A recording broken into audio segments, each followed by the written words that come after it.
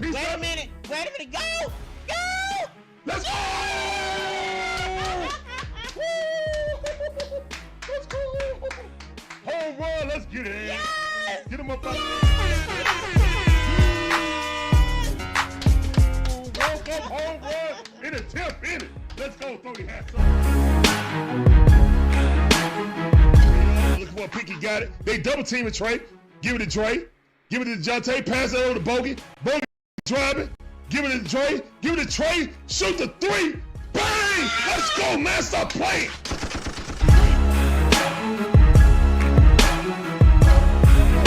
He did not put Ritter in. I'm done. Oh, this mother just put Ritter in? For what? Why would you put Ritter in right now? He know his job is done. There's nothing finer in the land than a drunk obnoxious Georgia fan. Oh Let's go. Go dogs. Go dogs. Go dogs. Sickle. Now you gonna make me chump. Now you gonna make me chump.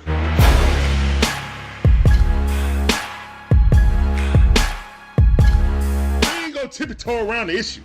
Remember, we don't do woulda, shoulda, coulda, what up in here. Barbecue and mildew time.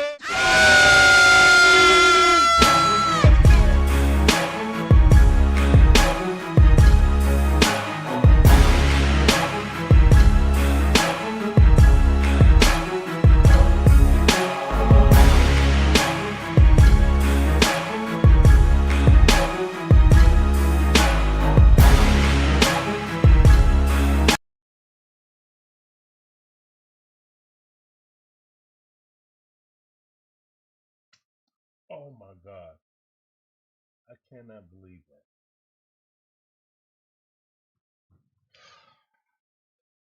Wow. How y'all doing, man? It's your boy Larry. One half of the Dixon Way. My beautiful wife Shonda, the other half, man.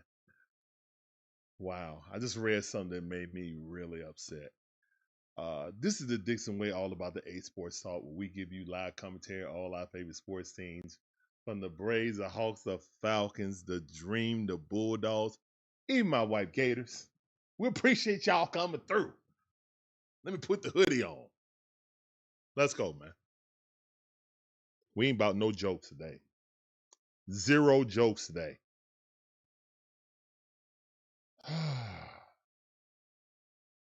Yeah.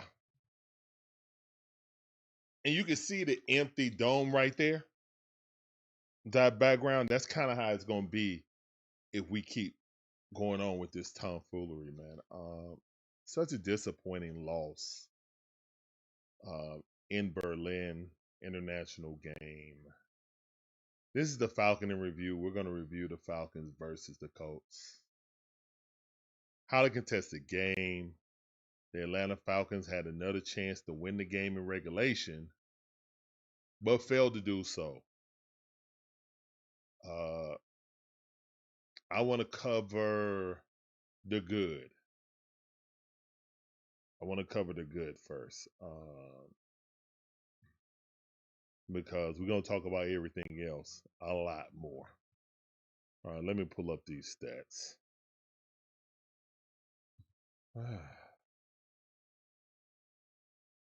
My bad. Promo was in the chat first, and then ATL Enthusiasts. How you doing, man? Welcome to the stream on YouTube. I see you, fam. Appreciate you coming through. That sounded for you. Bro, I almost feel like I should go into witness protection mode. But nah. We gonna keep the hood on like this. What's up, ATL? I see you, fam. So the good of this game, even though we didn't use them as much as I would like to, but John Robinson, 17 carries for 84 yards, 16-yard longest run, Tyler Algier, 11 carries for 57 yards, 2 touchdowns. Algier was excellent in the red zone. The thunder and lightning type of combination we need.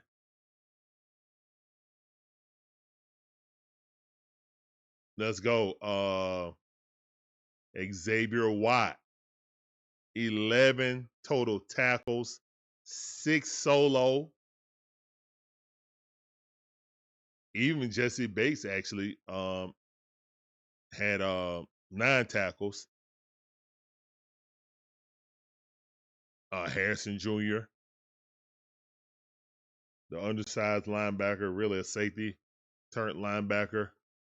Zach Harrison got a sack. Jalen Walker and and James Pierce Jr. got a sack. But that's the only tackle he made in the entire game. We're going to talk about that also. But we needed that sack because that sack turned into a strip fumble. And then Jalen jumped on the ball, Johnny on the spot. So last week it was Jalen getting the strip sack. And then JPJ grabbing it and recovering the fumble. And Falcons are the first 2 pair of rookies to ever do that. Force a fumble, recover a fumble in back-to-back games, I think. I think that's the stat that I read. So, good stuff by our rookies. Both first-round picks are paying dividends. But, yeah, I think Jalen Walker is much better against the run. He's much more stout against the run. He rarely gives up the edge. And it's not just a cakewalk to block on his side of the field. What's up, Takeoff? How you doing, man? Appreciate you coming through. And is that all the good? New kicker didn't miss a kick, so that's good also. Yeah, that's good also.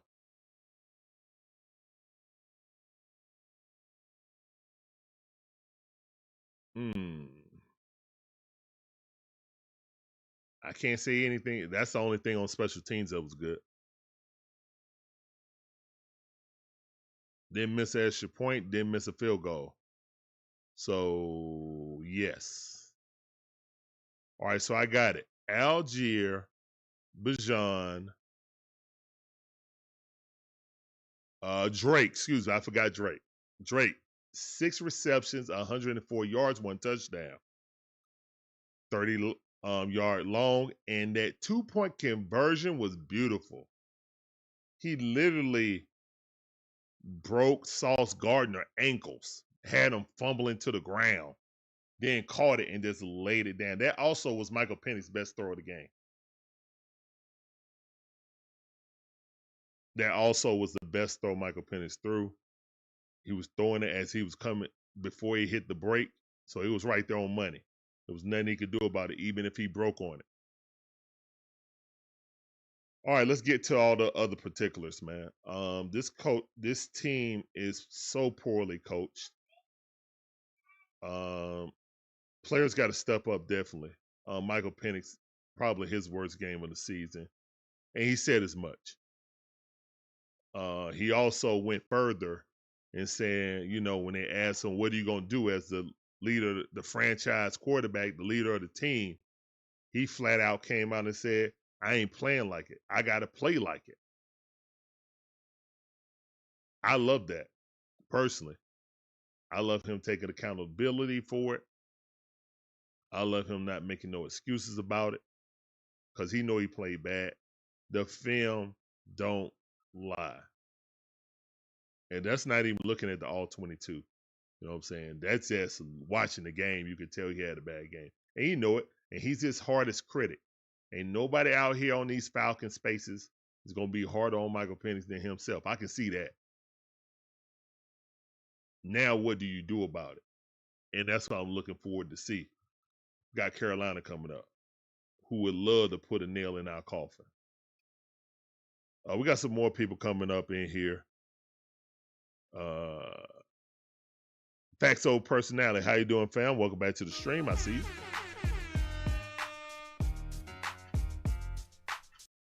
Appreciate you coming through.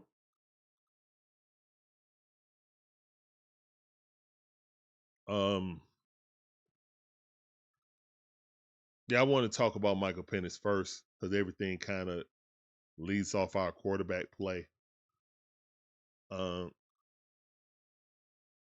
He was underthrowing and overthrowing a lot of passes. And I do think it's because of bad mechanics with his footwork. I'm not sure if they're working on him with that or not. But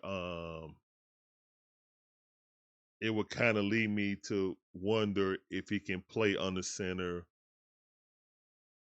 considering what type of footwork you need to be able to fake the handoff, run to a spot, have your feet underneath you, and then release.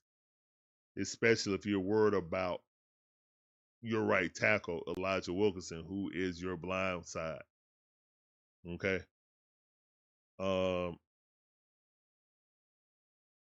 That remains to be seen. I know one thing, we don't do it. We did it once, and it was like a 13-yard gain by Algier. We ran under center once, 13-yard gain, never did it again. Exact same thing we did in the last game. Ran it with Bijan Robinson. Under center, 12 personnel, ran it right up the middle, gained 15, 16 yards. Never did it again. Never built anything off of it either. When we line up on the center, we run the ball. What is it? 99% or something like that, 98%. So it would be nice to do it and then do a play action.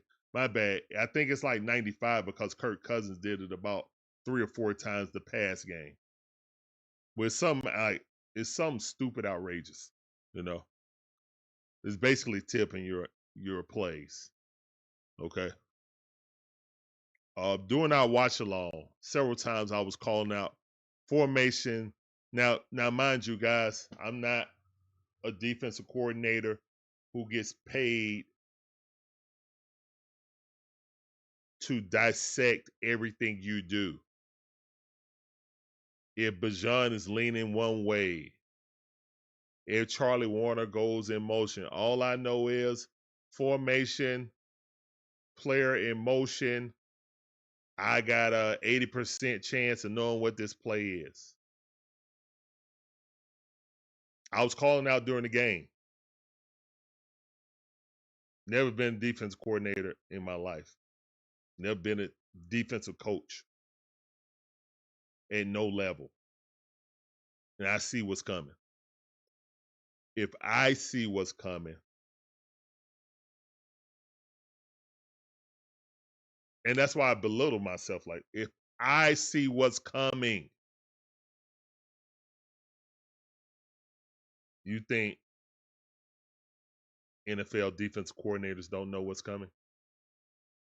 You think NFL players that scouted and watched the film on this team all week don't know what we're doing? When they see that formation and see the personnel and we put a player in motion,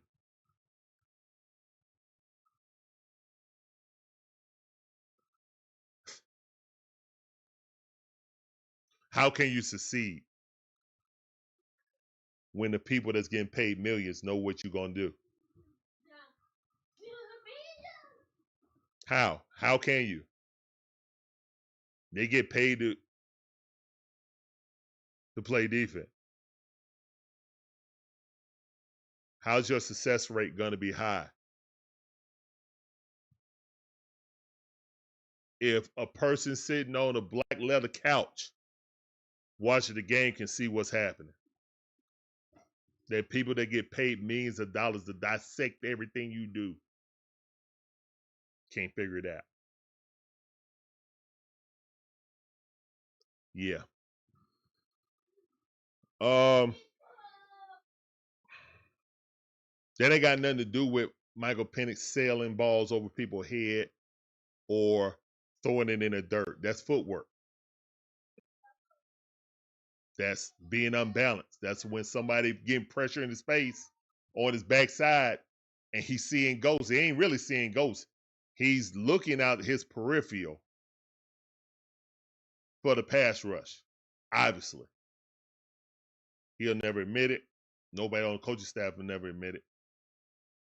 But you getting hit in your blind side like that before you expect it, human nature gonna creep in. That one he overthrew Darnell Mooney, the exact same play that Daniel Jones dropped it in a bucket. Now I ain't gonna say like there are a couple plays that Michael Penix dropped it in a bucket. Boom. So it wasn't all bad.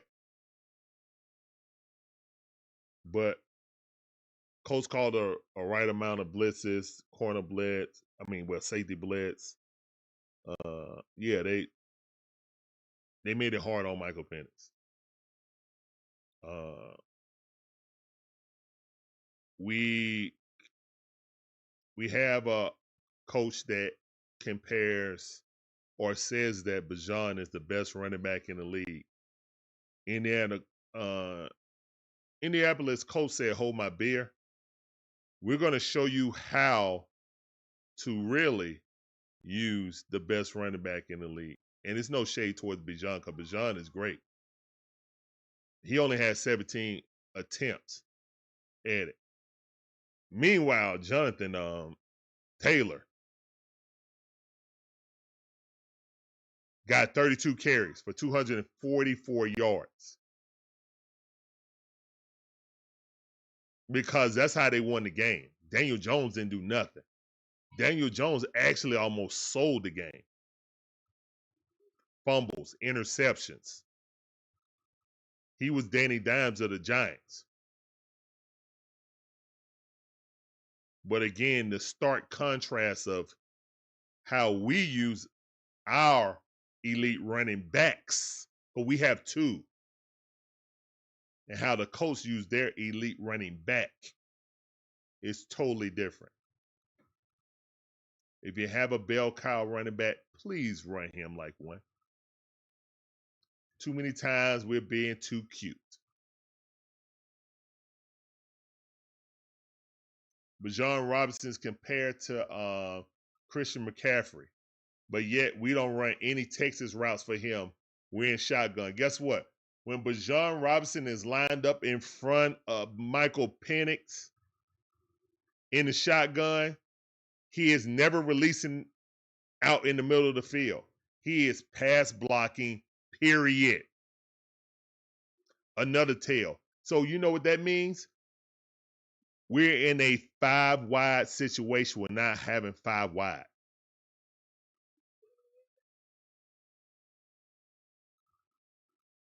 I repeat, we are in a 5 wide situation. But we're not 5 wide. Your best player, you turned him into a blocker. He doesn't chip and release in that situation when he's lined up in front of Michael Penix. He is literally the gap blocker like a fullback or a blocking tight end would be in that situation.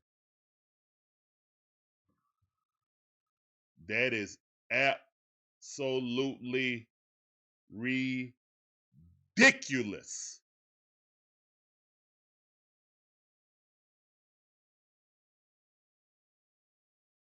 You're going to tell me, hey, Raheem, you keep telling me he's the best player in the league. So you're going to allow your offensive coordinator to take him out of the play, to be a blocker. Now, yeah, I understand he's a great blocker.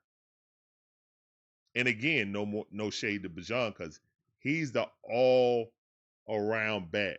Blocks, runs, catches the ball. He does everything. But when you don't even have him running Texas routes, chip whoever coming free and then bust up the middle or run straight through the line and he got the option route to go left or right. We don't even do that.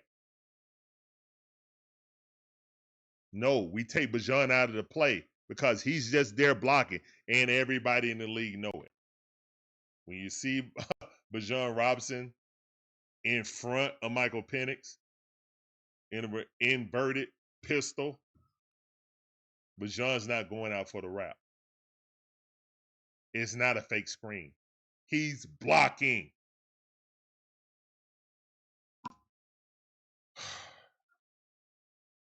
What's going on? What's going on, Ryan? How you doing, man? Appreciate you coming through. Again, if I'm sitting on my big comfy couch and can see this, defensive coordinators is being paid millions of dollars. Defensive players studying the tape can see this too. That I don't have to worry about Bijan because he's just the sixth offensive lineman right now.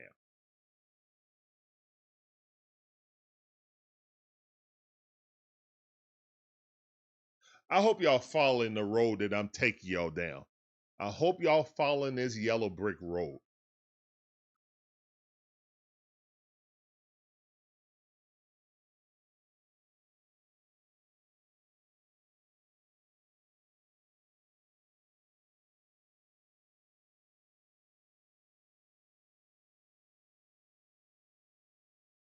I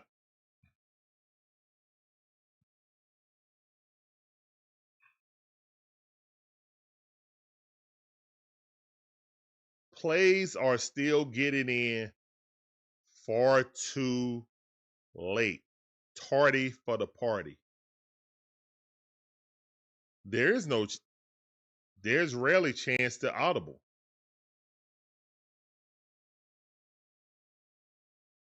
So if you can't audible, you're allowing the defense to dictate to you what you should do instead of you dictating to the defense what you're going to do.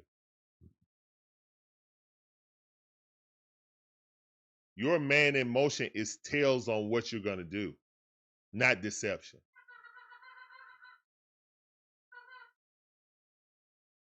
You're running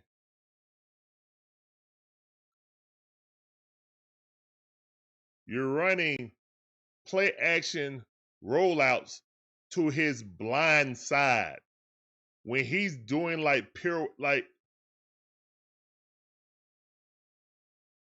I did not see him this confused doing play action when he played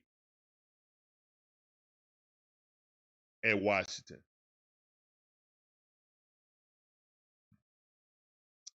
He's doing pirouette type.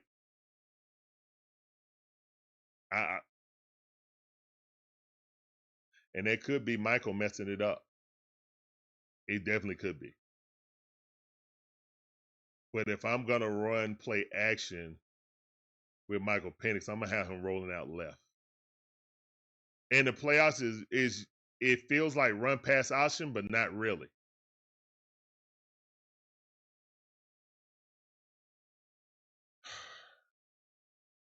Our refusal to play under center is disgusting.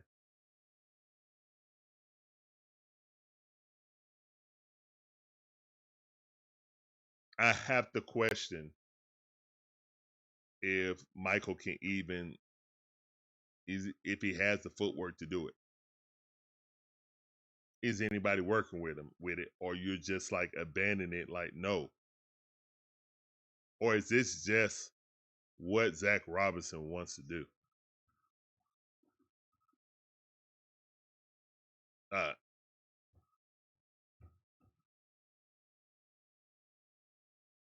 That is a mystery we'll never find out. Not this year. Jacob, how you doing, man? Appreciate you coming through. I'll get to that. Winston Thornton, appreciate you coming through, fam. Guys, make sure you check out Winston Thornton on the eye test. Make sure you check out Ryan on the Birdcage LLC. Great content. I always do. You should too.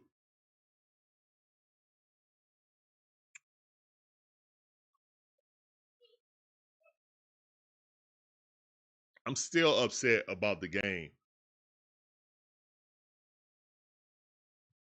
But what really made me upset was let me read something from you guys from Joe Patrick. Okay?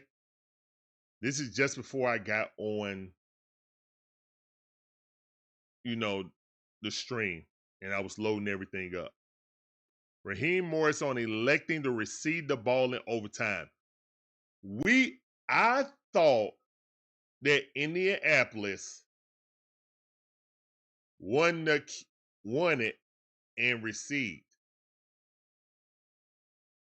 You gotta realize, guys, when I'm doing commentary, I don't have the volume up on the TV.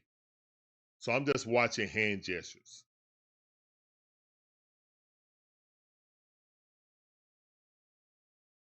This dude elected to kick the ball off first in overtime. I repeat, Raheem Morris, head coach of the Atlanta Falcons, elected to receive, he elected to receive the ball with the new overtime rule. I repeat, he elected to receive the football first.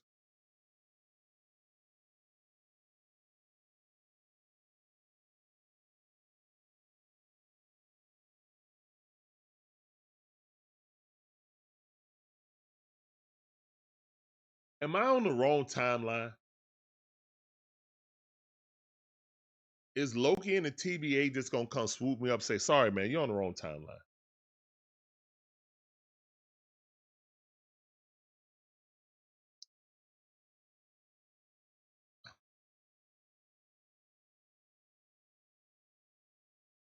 I want to ask you guys.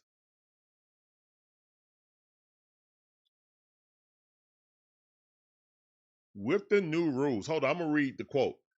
Raheem Morris said, that's a part of our strategy to get the ball.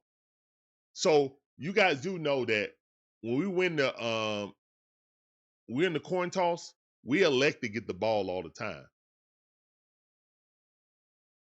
So that's what he's saying. So why would he change in overtime? Even though the overtime rules clearly state it's more advantageous to kick the ball off and see if you have to score a touchdown or kick a field goal if your defense stops them. It's more advantageous. But again, because even if they score a touchdown, you get an opportunity to get the ball back. Well, our head coach said this. That's a part of our strategy to get the ball. You get the ball, you know where you're going to have it. Let's see. You know you're going to have to get it back. They're going to know what they need to do to go and win, but you'll also know that you need to go on defense and go out there to get a stop. So all you have, you also have the chance to get the third possession. And then after that, it gets sick.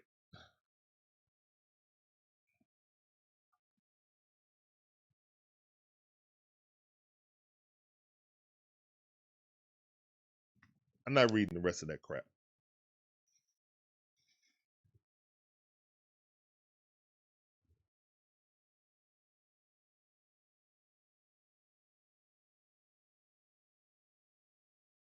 Something you talked about ad nauseum. And that's kind of what we went with. You talk about ad nauseum about doing dumb stuff.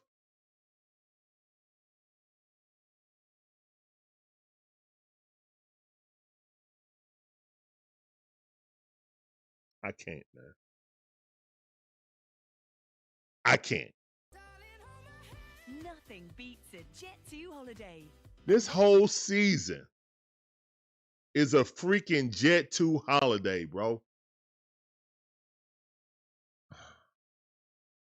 You big dummy. Are you kidding me?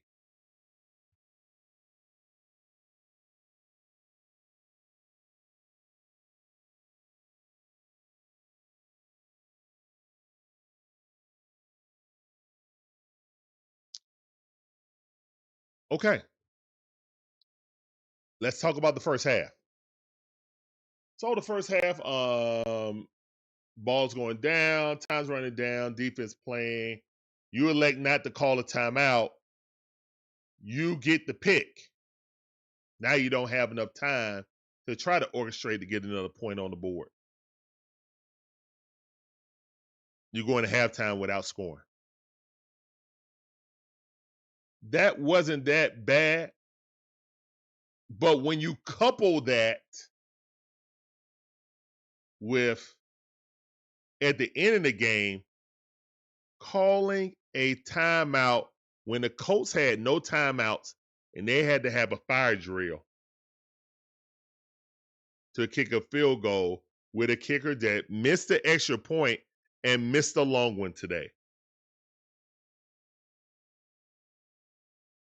And you called a timeout before they could even spot the ball, get the ball to the referee so he can spot it. You called a timeout. You called a timeout like y'all was trying to save time on the clock.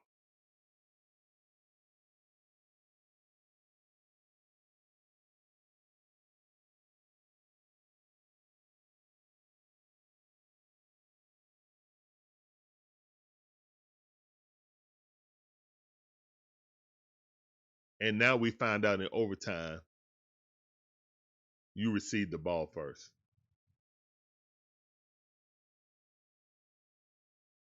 And Raheem Morris still has his job.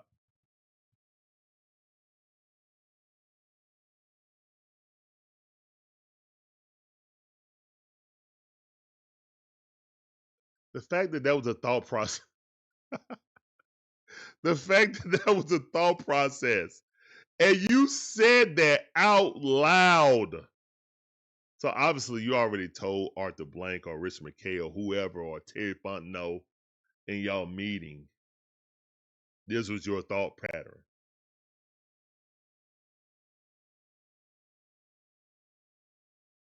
We're not serious about winning, guys. He also said there'll be no changes. Everything as is.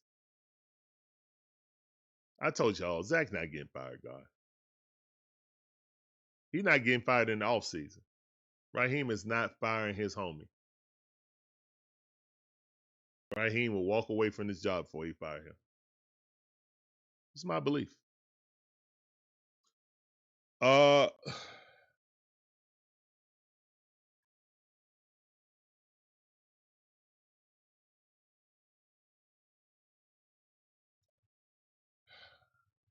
I'm gonna get to you guys, chat.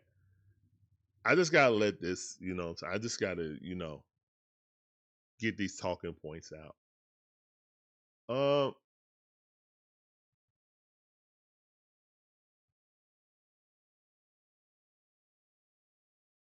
I just feel in my heart that, and I know some of the media feel like it was more performance over coaching that lost this game for me. But guys, I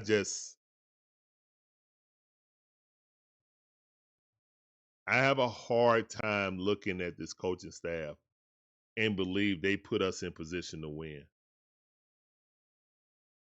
I can go down and nitpick a lot of stuff with the players, what they need to do, how they need to correct it. Darnell Mooney dropping a ball, his energy fell off. The connection between Michael Penix and him is not there at all. I can go through a lot of stuff like that.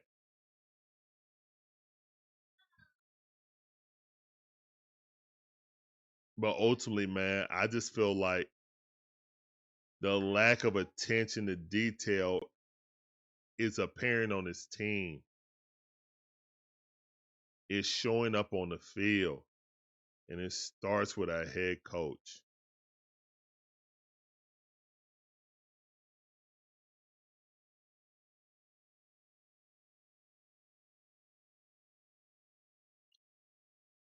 But guess what? Here's a caveat, guys. You fired a coach. Who's going to get the new coach? Richmond King, Arthur Blank. And the GM has to make it work. Like any corporate structure.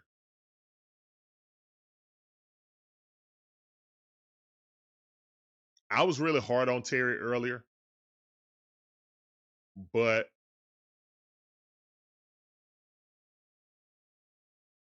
I feel like this past year, everything he did prior to makes sense because he went all defense this year to try to shore up holes. Now, we relying on, Troy Anderson, who's always hurt, and J.D. Beltran, who's basically a practice squad guy that's forced to play due to the injury of Divine Diablo. You can't really control that injury thing. But the depth that Beltran could be trusted if we got hurt or injured, especially with Troy's. I mean, I know we can't, rely on Troy because he's always hurt. Same thing with Brandon Trice, unfortunately. He's never seen the field. Hell, he's only seen the practice field a couple of times, let alone the football field. So, yeah, I mean, unfortunately, I can't depend on anyone who can't, get out the tub. Can't make the club in the tub. That's the whole motto. Well, I don't know, man. I don't even look at them as a part of the team. Unfortunately, they're wasted draft picks. So that kind of hurts your depth at linebacker. It hurt a lot.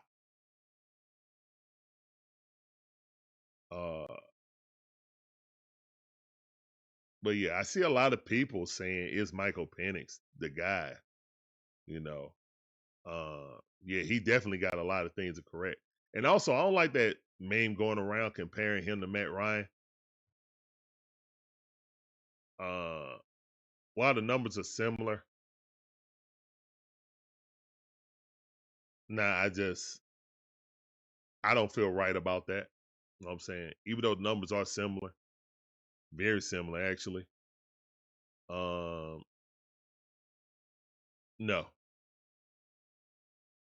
It's too early to be making those comparisons.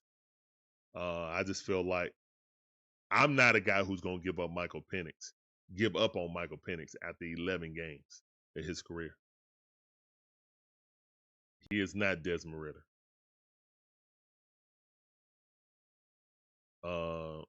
We definitely got to get things fixed. But I also think that this coaching staff ain't really helping him, man. We don't string plays together. At least that's what it is to the novice eye like myself. But then again, you got Hall of Famers like Kurt Warner saying the same thing. So I don't know. Maybe I gained knowledge on this couch. Maybe this is a knowledge couch. I don't know. Who else came? Oh, Ayer's in here. My bad. Sorry, guys. I just been talking. I haven't looked at the chat. I apologize. Ayer's in the chat. We got Alberto in the chat. Hopefully Hopeful in the chat. Mafia in the chat. Thank all you guys coming in. Winston Thornton back in. Like I said, man, make sure you check out the eye test. And with Ryan with the Birdcage, man. LLC, man. Both guys got excellent content. All right, so let me go back up and start answering y'all questions, man, because I will rant for a while if I don't.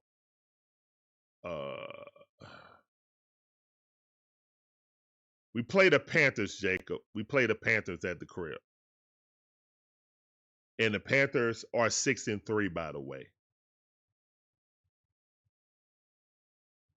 ATL enthusiast said we need an offensive coordinator that knows Penix's play style. Well,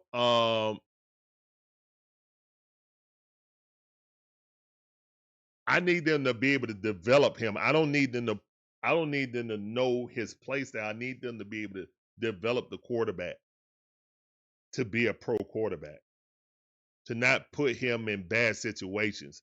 We got Bijan Robinson. We don't lean on him. We had Michael Turner. We leaned on Michael Turner. We didn't put everything on Matt Ryan in his first season. I think a lot of people forgot that.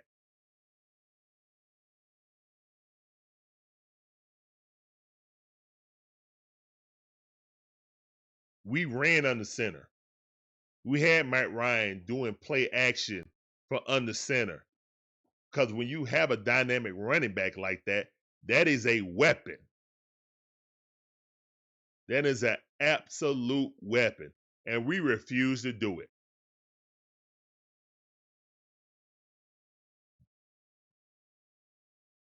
We got to execute. We got to execute better on plays they know tendencies we do every game, and we're not deviating from it.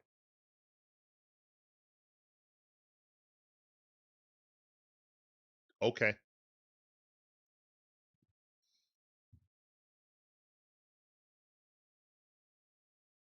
Go get Clint Kubiak to be our head coach. That's what I say. Go get Clint Kubiak. I do not want Brian Daboll. He is not a head coach.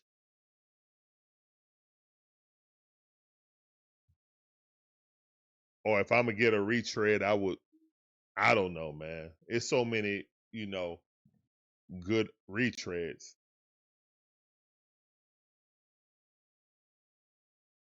I'm not even thinking about that right now. Because they're not going to fire him. They're not going to fire Raheem Morris. And we just stuck with this dumb coach.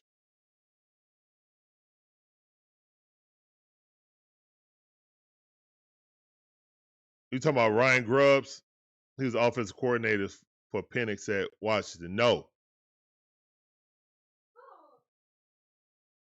No. Maybe. I think that was more DeBoers.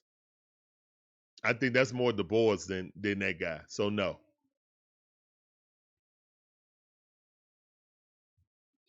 No, Alberto. No. Nope. We must have all forgot what Danny Dimes looked, how he looked under Brian Daboll.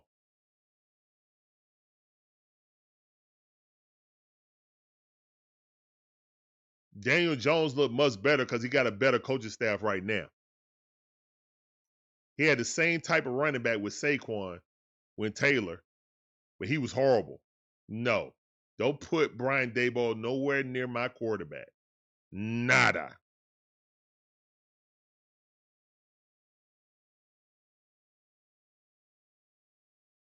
Our third down conversion percentage this season has been horrible because everybody know what we're going to do. How many times we keep watching videos of the defensive players of the other team saying, great job for scouting from my defensive coordinator and my position coach on telling me what they going to do on third and fourth down. We seen like 3 of them. We had Bijan Robinson coming out saying we had to scrap the whole game plan because they didn't do anything that we thought they were going to do. About the first 3 games.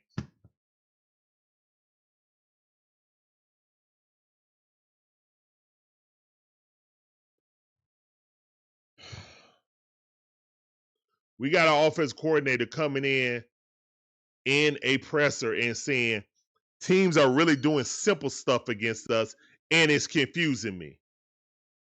The simple stuff he didn't say it like that, but he asked them, he was like, well, you guys not even doing what you normally do. We just want to keep it simple and keep Bijan in front of us.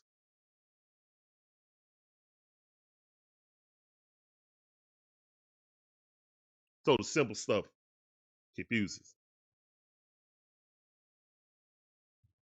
Hopefully, Hopeful say, I love our pass. Hey, I love the pass rush too, man. But we can't even enjoy it. That's the bad thing, man.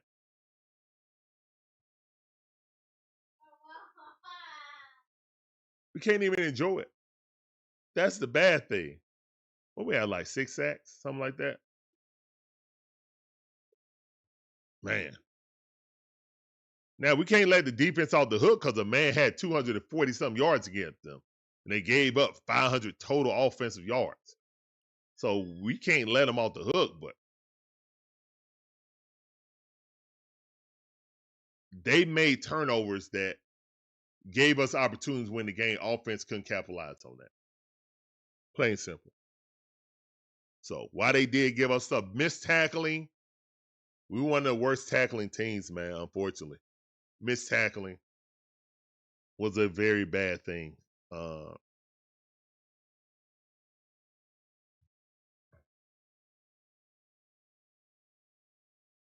Mafia said it sound like Dan Quinn. What's up, Mafia? How you doing, man? Welcome back to the stream. I see you.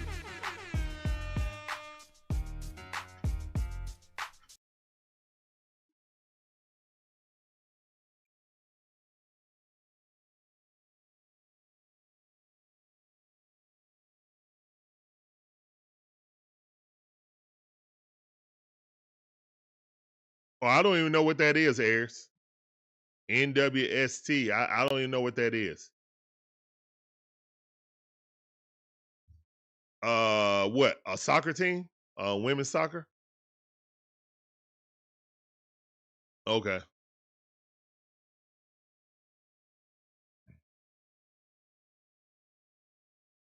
Okay, yeah. Soccer, yeah. Okay. Berto Molina said, hopefully Rich McKay. Rich McKay is the CEO of the Falcons. So he is still heavily involved with the Falcons. No, he's involved with the Falcons too. And the United are in last place. That is right, Alberto. They are. It didn't work last year outrunning the South. Well, that motto was trash, I thought.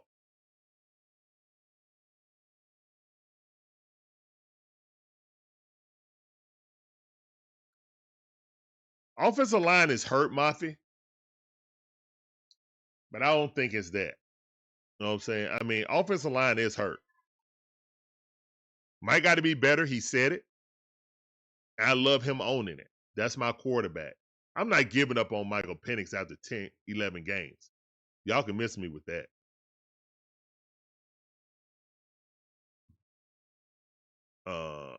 Winston Thornton said in the past few weeks, we have pretty much handled the Aints, the number 1 overall pick, and the Rams have currently constructed a top 10 pick.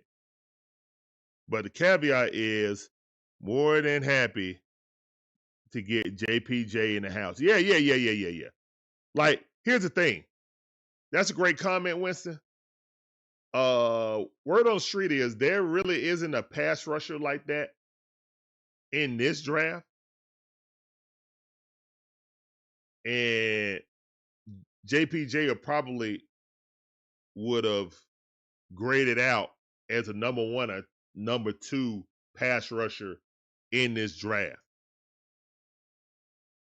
Now, mind you, the Falcons didn't conceive that they would ever be that, that bad to be able to get a pick in the top 10, so they didn't care. Why would you care if you feel like you're going to be a playoff team? That's a 20 pick, that's a pick in the 20s. So why would you care? So I get that. I'm not mad at it. I do need JPJ to be better in the run, but he's a pass rush specialist, so I'm not going to really be that hard. But, yeah, that whiff on that one run, when he came up and just went, and Jonathan Taylor really didn't juke him. He juked himself thinking that Jonathan was going to juke. and overran him and went whoop. I'm like, oh man, he came free. He was free. I need him better in the run, man. I just do. Jalen Walker, I mean, six tackles on his own. Sack and a recovery of a sack of the fumble. So yeah, man, that kid's balling. I mean, both of them playing good. Don't get me wrong, but yeah, that's just one play that stuck out. That's all.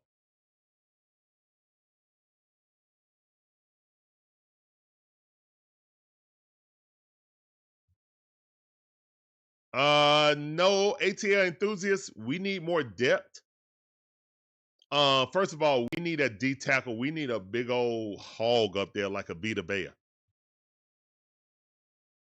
We need a guy like that to make this work because our linebackers, we need somebody who can occupy the offensive line, at least 2 offensive linemen, so our linebackers can work.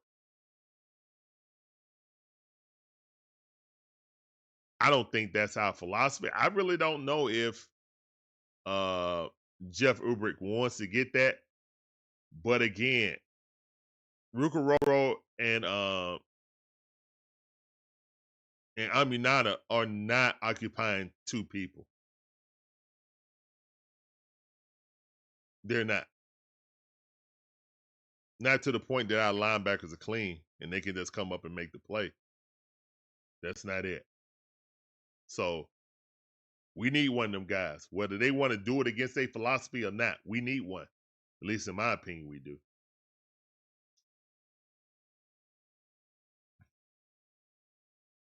We need another wide receiver to help Drake. Because we got another year with Darnell Mooney, but this chemistry thing got to happen. And now his body language is real bad right now, man. They might move him because of that. They might move him because of that. But I don't know. His body language was like how Kyle Pitts' body language was with Mariota and Ritter. That's how his body language is with Michael Penix. At least from sitting on the big comfy couch. What's up, Magic Man? How you doing? Welcome back to the stream. Magnificent Mod, Magic Man in the building.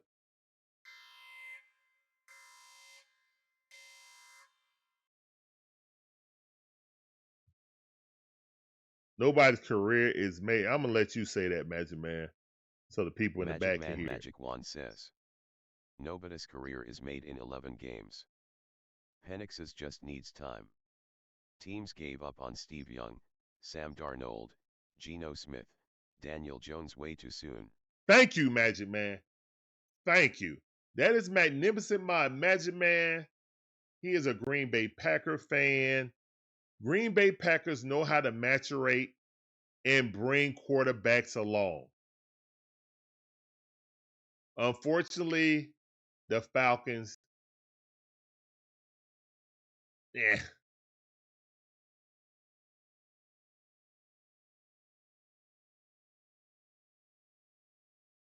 the plan that they told us they were going to do is have Kirk play, and Mike was going to learn. Kirk got hurt. Things change. Michael is thrust into the lineup.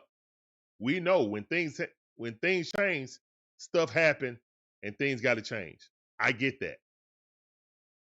But when you're saying you paid all this money and the money spent already, it's kind of like, okay, well, you had the plan, but then you changed the plan. And you knew once you let that genie out of the bottle, you could never put it back in the bottle. You're talking about killing his confidence. That will. So, and that's kind of what happened with Daniel Jones, too. They kept musical chairs. It's like if he have a bad game, he's stressing because he know if he have a bad game, they're going to put in Danny DeVito or whatever the guy's name was.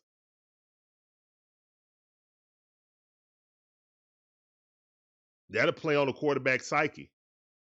So, yeah, when a team comes up and gets you and the Colts say we believe in you, he playing better. Also, they're coaching him better. So, yeah, I don't want Brian Daboll nowhere near Michael Penix. Heck to the no. That's why I say the Brian Daboll right here. Run the dang ball. No. Run My the bad. dang ball. No, that ain't it. That ain't it. No. Yeah, that's why I say the Brian Daboll.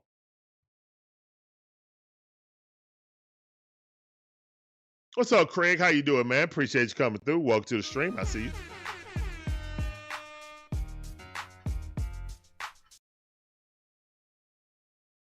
Matt Ryan is I would love that, Mafi. I would love that, but Matt Ryan is doing too well in the studio to be coming back and being the OC. I would love that. But Matt done found his calling outside of football. Well, outside of playing quarterback. Craig, yeah, you must have missed that. I said I would want Craig Kubiak. I want Craig Kubiak to come in here and be our new head coach. And he can call the plays.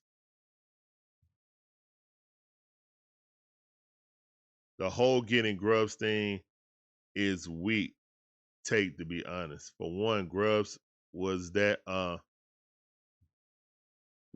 good. Or if he was that good, he would have been in the league long ago with his offensive talent. Hold on. I'll be right back. Let me give a shout out to Fanatics right quick. The Dixon Way are officially partnered with Fanatics. Fanatics is your one-stop shop to provide an officially licensed Atlanta Falcons apparel and merchandise. So if you're looking to buy that new Atlanta Falcons fit, please use our affiliate QR code or click the link in the description to make your purchase to directly support our channel while looking good doing so. Thank you very much. And what do Falcons do? Falcons rise up. The Dixon Way are officially partnered with Fanatics. Fanatics is your one-stop shop to provide an officially licensed Atlanta Falcons apparel and merchandise. So if you're looking to buy that new Atlanta Falcons fit, please use our affiliate QR code or click the link in the description to make your purchase to directly support our channel while looking good doing so. Thank you very much. And what do Falcons do? Falcons rise up. The Dixon Way are officially partnered with Fanatics. Fanatics is your one-stop shop to provide an officially licensed Atlanta Falcons apparel and merchandise. So if you're looking to buy that new Atlanta Falcons fit, please use our affiliate QR code or click the link in the... Okay, I'm back. Sorry about that. So yeah, with I'm not thinking about Grubbs and college thing also now. I'm good on that. I think that was the boys.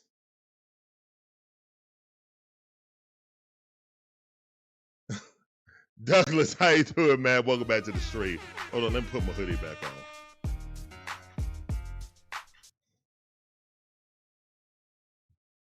What's going on? Welcome back to the stream. Send Zach to Oklahoma State. It's a win-win for both sides. Well, I think that's what's going to happen. I don't think Raheem would ever have the gumption to fire Zach Robinson. So Zach Robinson goes to Oklahoma State, accepts that job. Then Raheem is free to go get McDaniel or something like that. Josh McDaniel. Josh came in here and actually showed them how to run the pistol. They didn't really run it. They just showed them when they did run it, how to effectively mix it up. So, yeah. Merce in the building. What's up, Merce? What's up, man? We already talked about Mike. Talked about he got to get better. He said he got to get better. But I think it's definitely footwork. I think having Yates as the offensive passing coordinator, Michael Penix is starting to look like Yates. So maybe we need to, man, don't get me started. I don't feel like this coaching staff is helping my young quarterback succeed. I just don't. And I hate that. His flaws are going to be magnified, for sure. But I'm not giving up on a player in his 11th game of his career. I can't do that. This is not a Desmond Ridder or Marcus Mariota situation. This kid got real talent, and we're wasting it. Oh, okay, Winston. Okay. I'm catching up. Obviously, I'm catching up to what I was talking about, what you guys were talking about, and responding to it. Okay.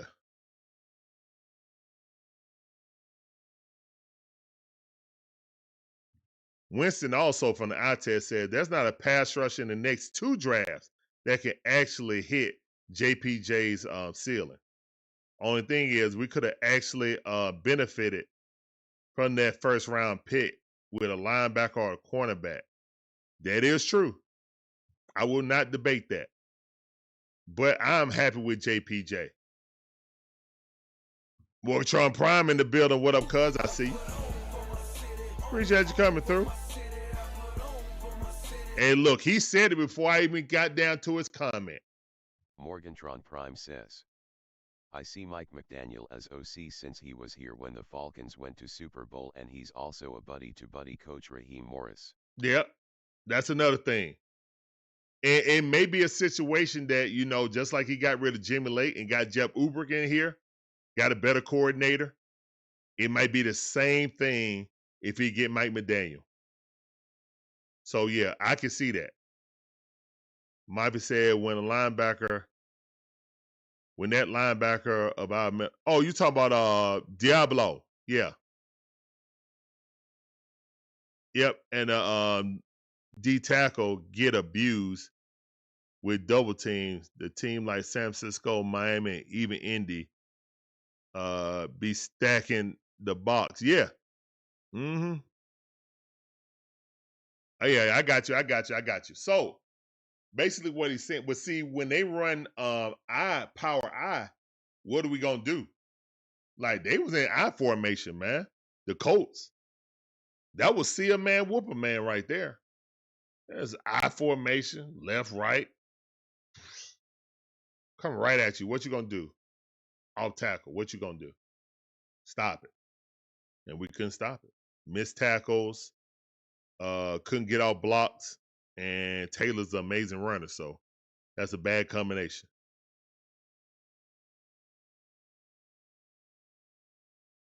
Morgatron Prime said, yeah, with a better coaching staff, yes.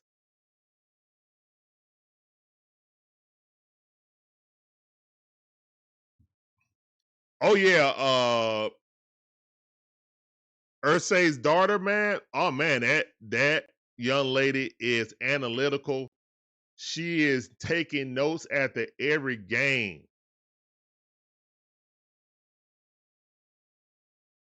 And I guess she surrounded herself with real football people to try to build the thing up right. Now, some people say that should be your general manager doing that, but she's taking an initiative in the team actually being good instead of just being a plaything. And obviously, she loved the team. It's a football family, so she want to be more involved. I'm not mad at her. I mean, that could get to the level of Jerry Jones, but we'll see. She's pushing all the right buttons now. Yeah, I saw that during the game. I saw that, and they cut it away. I saw that, ATL. We got to get the plays in. Danny DeVito. Thank you, Morgatron Prime. Thank you. You want a coach with playoff experience. Magic Man, I said that before. Mike McCarthy, I was on several streams yesterday, and I was saying that, man, Mike McCarthy, if guys, if you don't want to go the route of getting a new coach, and that's normally what the Falcons do. Falcons get new coaches, unproven coaches. That's what we do. But if you want to get a proven coach, I said Mike McCarthy because A, he don't lose. He don't have losing seasons. He might, if he missed the playoffs, is because of a freak injury or something like that. He really don't have losing seasons like that. And he's an offensive guy. Experienced play caller. He could be it. So yeah, we on the same wavelength right there, Magic Man. Morgatron Prime said, I rebuke. But I'm just saying, it could be that. Since they didn't go towards Bill Belichick this time, Arthur Blank could go that route. Just keep that in mind, guys. Spicy, what's up, Spicy? How you doing, man? Appreciate you coming through. Welcome to the stream.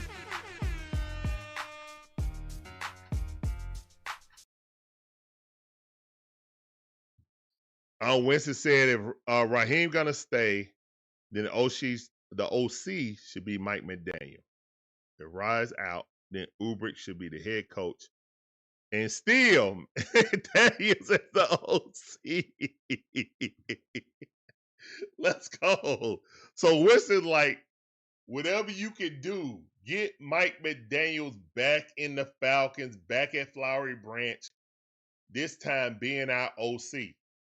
Okay. I got you. Keep Jeff's defense, him being the head coach. Okay, I got you.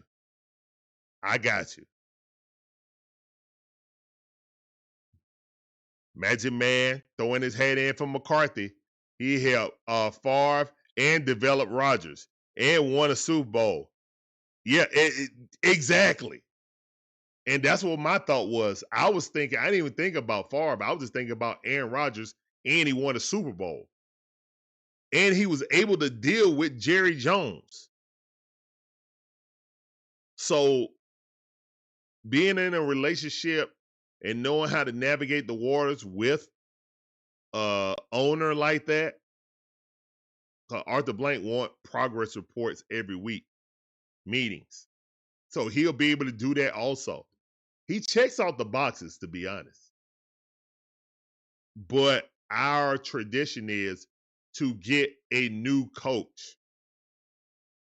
That's our tradition, guys. Spice said, man, I wish we would have got Harbaugh. I wish too, but he just used us to get a bigger contract. That's all. I wish we were serious about getting Harbaugh. I wish Harbaugh would have got on the boat, on the yacht. Maybe he'll be here. And I know Bijan to be used right then.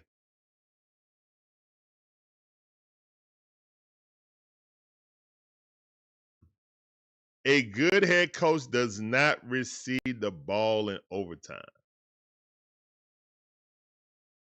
Guys, I need you guys to put this in the chat, guys. Because I need to know if you feel like Raheem was right to receive the ball. We won the toss, and we received instead of kicking it off. If you were to receive the ball, put a 1 in the chat. If you were to kick the ball off in overtime, put a 2 in the chat.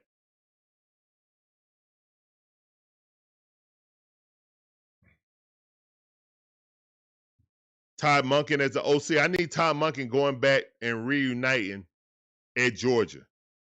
I need Bobo to get the Penn State job. I need Bobo to go for the Penn State job.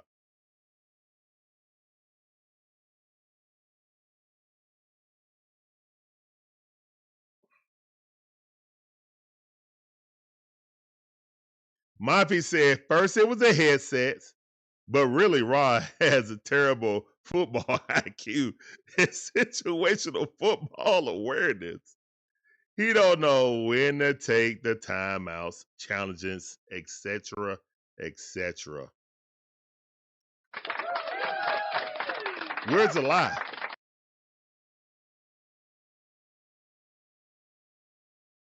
He doesn't call a timeout before halftime. We get the pick. He doesn't. Thus, we don't have enough time to try to go down and score before halftime. Then, before the end of regulation, we call a timeout when they were in a fire drill situation to kick a field goal to tie it up and send it to overtime. Then, once we get into overtime, we elect to receive the ball because, quote from Raheem Morris, that's a part of our strategy to get the ball. And then he followed that and said, you get the ball knowing that knowing what you need to win the game.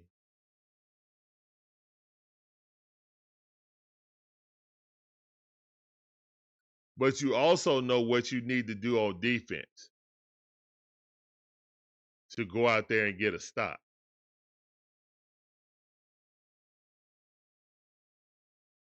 That's kind of backwards, ain't it? With the new rules of saying every team gets a chance, unless a team at first, with the first possession, kicks a field goal,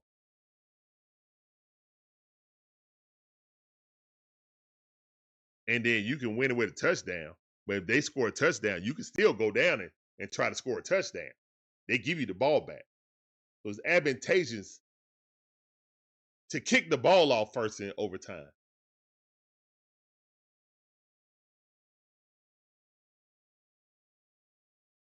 Miss Pam in the building. How you doing, Miss Pam? Welcome back to the stream. I see you, cuz. Appreciate you coming through. Guys, make sure you check out the Ladybirds. Hello, Larry, and everyone in the chat. When Zach is gone, I would love to HA Ryan Grubb. He is familiar. Okay. So that's another vote for Grubb. I appreciate you coming in, Miss Pam. Guys, make sure you check out the Ladybirds on AFN. Her, Maggie T, Chrissy do a great job. Falcons can't have two things that match. Great pass rush, terrible run defense. Great duo running backs, no depth at wide receiver. Special teams as a whole is bad. Good DC and defensive line coach, terrible OC and head coach. We got peanut butter, no jelly. We got cereal, no milk. We got Kool-Aid and no sugar. And speaking of Kool-Aid, what up, Kool-Aid? Appreciate you coming through. Welcome to the stream. Kool-Aid said, what's up, guys? Still need to draft a quarterback that can challenge Penix. I disagree. I think Michael Penix is our starting quarterback for the foreseeable future. And I'm not wasting a pick when I don't have a first-round pick on a quarterback. That'll be and any quarterback that I draft in the 5th or 6th round, you know, everybody, there's only one Tom Brady.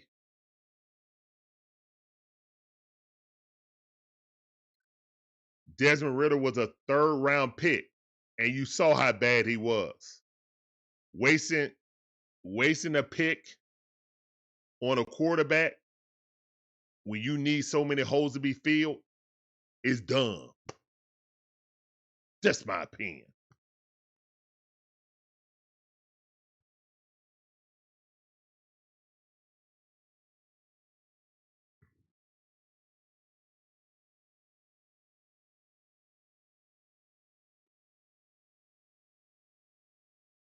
I like to draft the wide receiver part, but we also need to draft a middle linebacker. We also got to draft another cornerback because Mike Hughes ain't it. And Mike Hughes got hurt. And the replacement ain't it.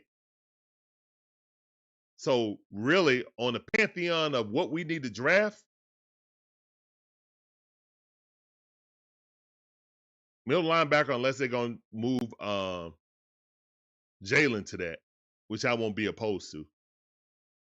But I think they want him on the edge, especially on defensive line. He sets the edge so good. I think that's where they want him for foreseeable future.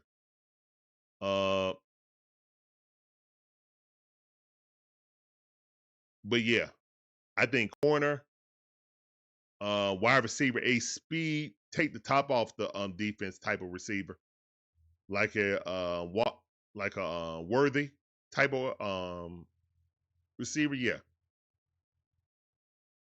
Worthy, the Cheetah, somebody like that who could take the top off to stretch the field. Because anything underneath, Drake London is your Chris Carter. Drake London is your Chris Carter type receiver. He's gonna make all the most hard catches over anybody. So yeah, I just need somebody who could take the top off the defense, to balance out the offense. Oh yeah, shout out to Charlie Warner catching his first catch of the season. Shout out to them actually having him in a pass route and Michael Penix seeing him. That was one of his better throws also. Right across the middle. Surprise, surprise. Y'all need to have patience with JPJ. Mike Green, who after as an edge rusher, took a while. Yeah, okay, that's true. Oh no, I'm fine with JPJ, man.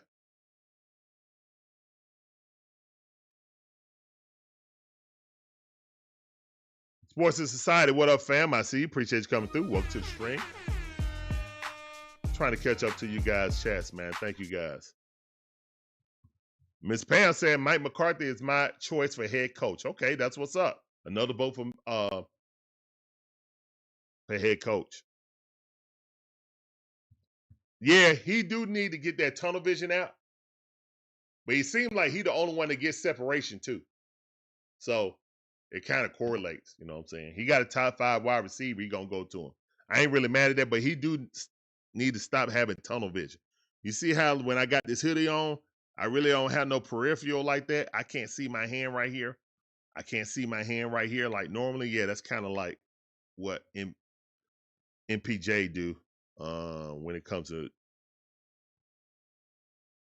London. On John Harbaugh, I don't think John Harbaugh is going anywhere. I wouldn't mind John Harbaugh. I wouldn't. Something definitely happened in that wide receiver room. Ever since Ray and the wide receiver coach being fired, it ain't been the same. Yeah, that's true. That's true.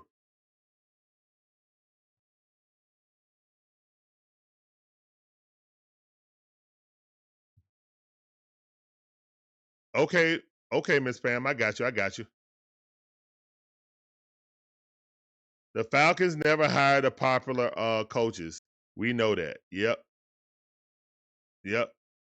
All right, so I'm down to the numbers now. 2, 2, 2, 2, 2,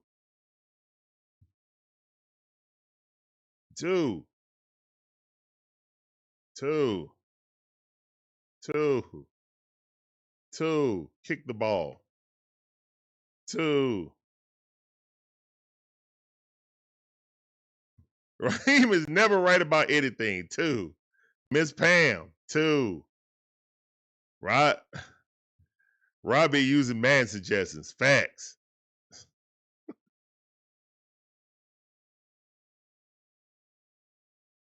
Marvin said, when we lose, he says, it's on me, we'll be better. Well, duh, but we don't get better. We make the same mistakes. We gotta get it better. Raheem does the opposite of common sense. Yeah.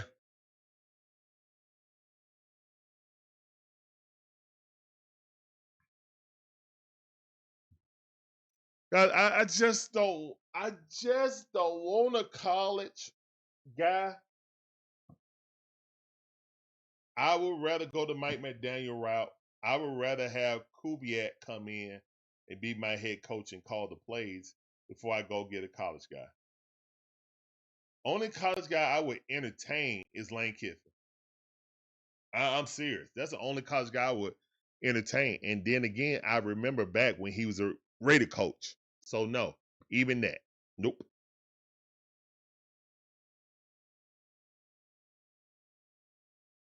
What's up, Hamster? How you doing, man? Welcome back to the stream. I see you.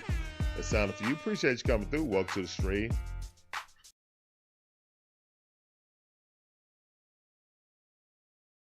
We found our quarterback, in my opinion, guys. I'm not, guys, if you guys are waning about or, you know, on the fence about Michael Penix, I understand.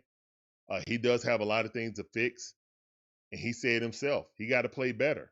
But I like that he took it hard, man.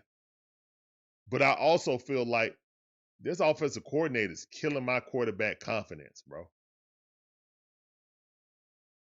I will fire Raheem right now, not because of the idiotic things he do with the time and possession and receiving the ball or kicking it off or not using the timeout, using the timeout.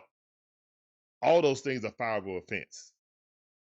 If I'm the GM or Arthur Blank and I really believe in Michael Penix, I would fire him on the spot because Zach Robinson cannot ruin this kid.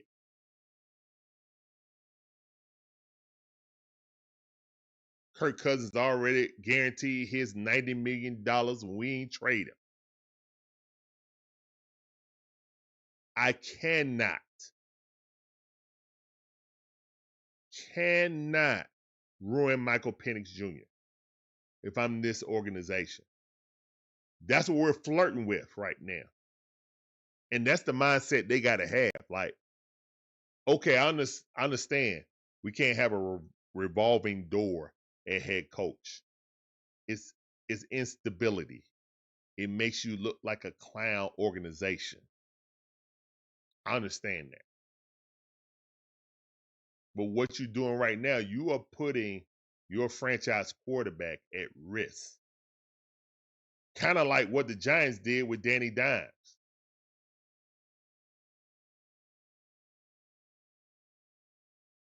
We don't want to look up Michael Penix, go to another team, and he becomes the next Sam Darnold.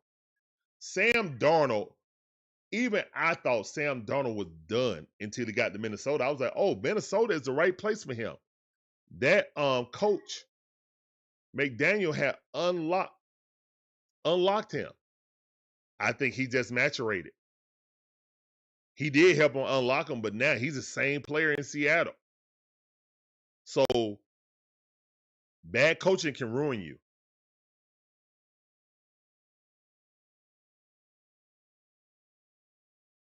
Rule has Sam Darnold first, right? The Nebraska head coach. Now he got Raiola. Should have went to Georgia, young man. But whatever, go Dogs. So yeah, bad coaching can ruin good talent. We've seen it all the time. Some guys are overrated too. So I'm not going to discredit you guys' feelings on that. Some guys are overrated. I don't feel like that for Michael Penix. I don't. But I do feel like a bad coaching staff can kill a young guy's confidence with their piss poor play calling.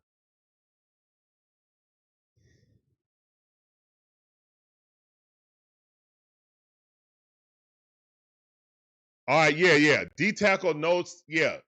All right, that's actually should be number one. Actually, that'll free up the linebackers we do have.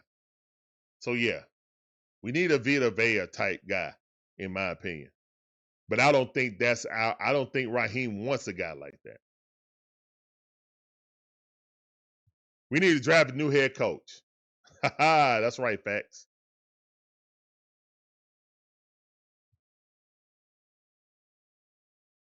Every year since Matt Ryan, we've been stuck with the same quarterback. I would never put Michael Penix in the same breath as Ritter and Mariota.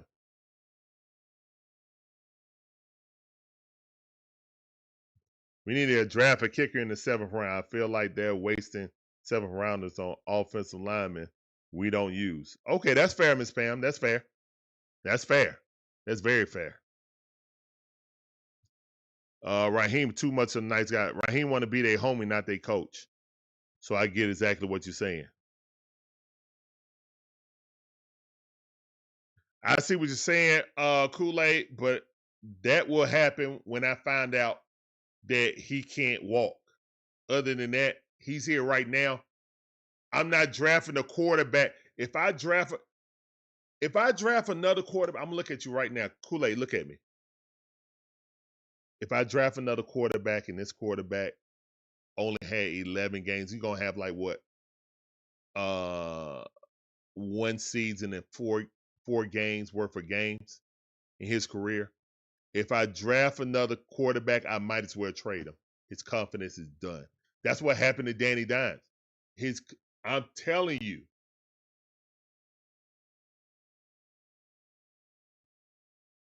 Do it.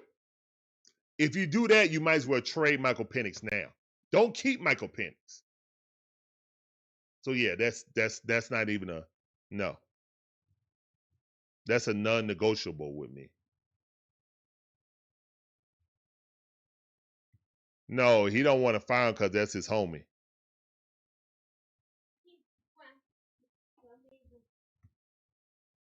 Yeah, I mean with all the yeah, son. All right, go in the room, son.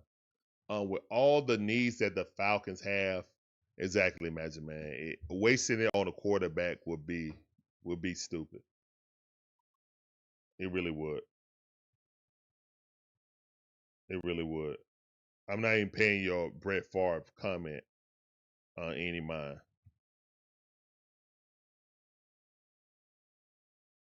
Oh, I'm not worried about that, Hamster. I mean, a lot of coaches are friends off the court, so I mean off the field, so I'm not worried about that. A Moss-like receiver. They don't make those. They don't make Moss and Megatron. They don't grow on trees. Those are generational guys.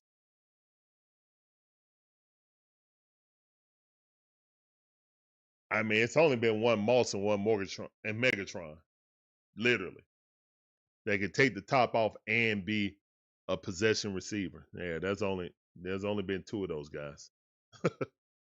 One of each.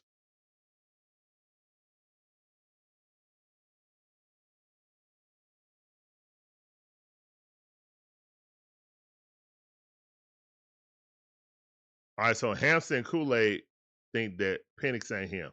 Okay. The odds of the Falcons get swept by the Panthers with this coaching staff high. Benji, how you doing, man? Welcome to the stream. Appreciate you coming through. If we lose next week to the Panthers at home, that'll be Raheem's final game for sure. No, it won't. No, it won't. He should have been fired after the Dolphin game. No, it won't. This man came in a meeting with Arthur Blank and told him that he received the ball after overtime because he wanted the ball first. Because that's what we do.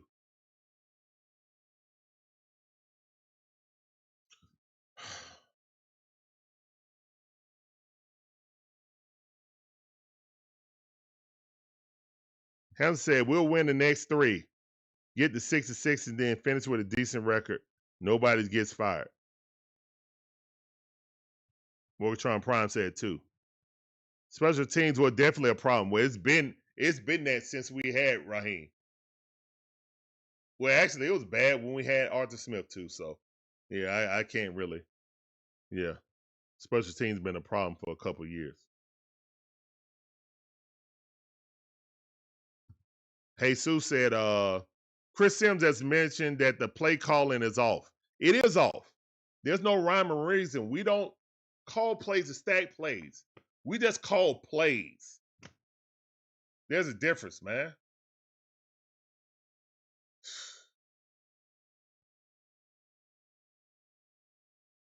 Yeah, I know, Gibby. No changes. I saw that. I saw that. Yeah, Raheem, no changes. Hodge, Washington, special teamers. Who else can we rely on? What about Bill Belichick? Nah, I don't need Belichick, man. Belichick and that mess going on with his girlfriend, she walking out on the field while he's coaching during the game. Nah, miss me with that. Nope. Yeah, I already said Clint Kubiak. That's what I was talking about earlier.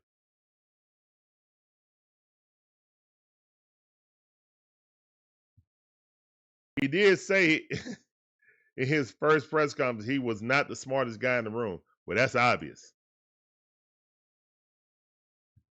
So Facts Over Personality say he wants John Gruden. Okay. That's the first John Gruden going in there.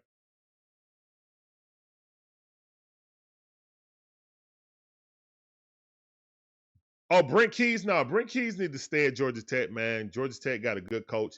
That guy bleeds white and gold. He ain't going nowhere. No, he ain't going nowhere.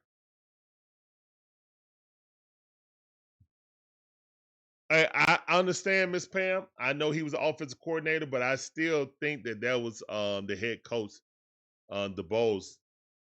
I think that was more him than the offensive coordinator.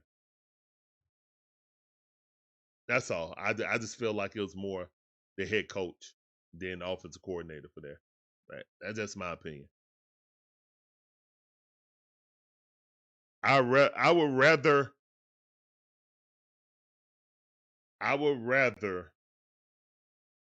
an NFL level OC and head coach.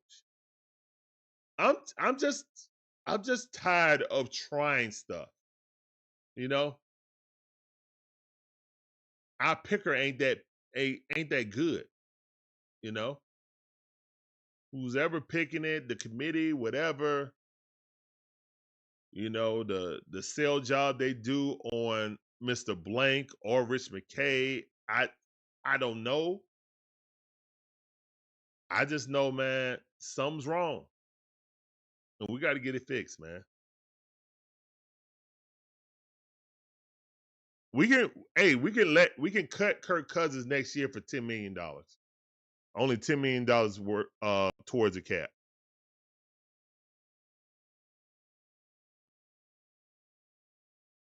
Hampton said, pennies don't do anything in this league. Let's keep it real. I mean, yeah, I can't argue with his record. He's 4-8. I mean, I could be blasphemous in saying his numbers as Matt Ryan's was. I don't feel like he's the same quarterback as Matt. You know what I'm saying? But I feel like the offensive coordinator used Michael Turner much better than what we use Bijan Robinson. We got Michael Turner and LT on this team. We don't use them properly.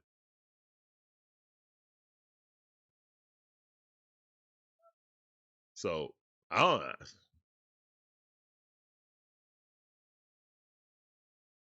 Gunner is better than Raiola. I got you, Gibby. Yeah. He is. He is. You feel like he's a left-handed C.J. Stroud. Yeah, I kind of feel like that too.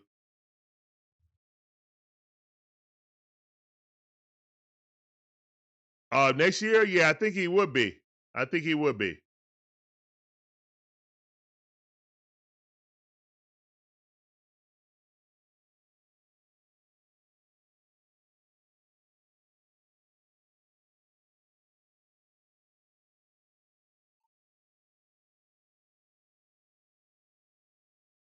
I want to see Michael Penix with a real offensive coordinator and head coach.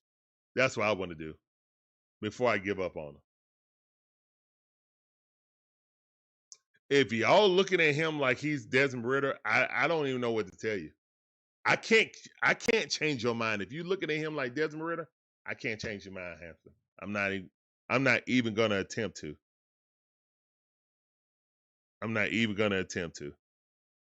I just don't see Desmond Ritter when I look at MPJ. But the way you're talking about him, that's how you view him. I just don't view him like that. Jermaine Simmons, how you doing, man? He said, Jermaine here. I'm just tired of seeing the Falcons keep losing. 4 losses in a row, basically. I'm just out of patience on Raheem and the coaching staff. Atlanta has had enough. I feel you, man. I have the same frustrations. That's why I'm wearing a hoodie inside. It's quite warm in my house. Hampton said, I want Gruden.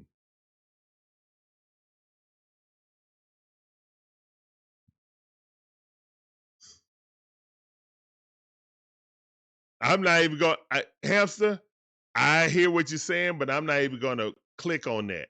I don't want to put that out in the air for Mr. Blank. That's right, Miss Pan. He bleed yellow and black. Yeah. They gonna pay him. Yeah, they better. Boy, if y'all fumble the bag on that, that's gonna be worse than George O'Leary right there, Miss Pam. That'll be worse than George O'Leary.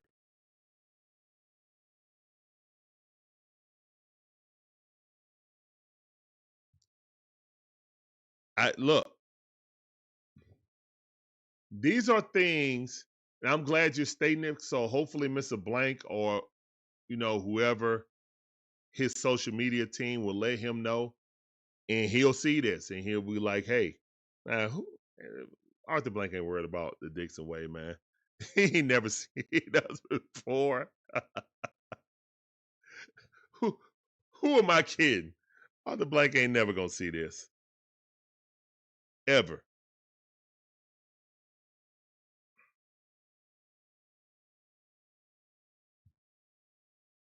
Magic Man coming in with some knowledge. Troy Aikman, I remember that vividly, man. Peyton Manning set a record for interceptions in his first season, guys. Y'all would have threw him out too with the bathwater. Not trying to say Michael Penix is going to be Peyton Manning, going to be Aaron Rodgers, going to be Troy Aikman. But boy, well, y'all tough crowd, man. Y'all a tough crowd. Y'all want to throw Michael Penix out already. Like, I don't see signs of him being Desmond Ridder.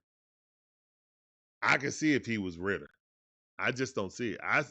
I've seen moments of brilliance from for Michael Penix in throws that only a few players in the league can make. And I've seen some bonehead plays too. The intentional grounding thing must stop. Take the sack before you do that.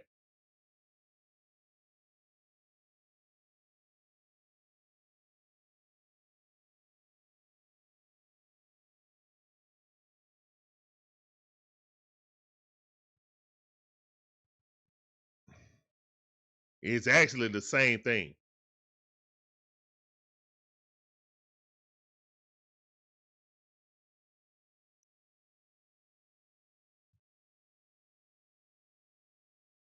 Oh no, man, he ain't changing nothing. Coach Raheem said we ain't changing nothing. We just got to be better. Okay. He don't even understand that we are tipping our plays.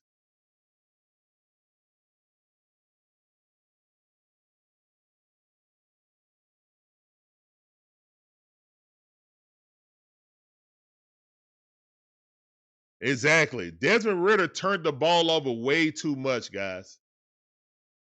It was a turnover a game. That's not what Michael Penix is doing. I don't know, guys.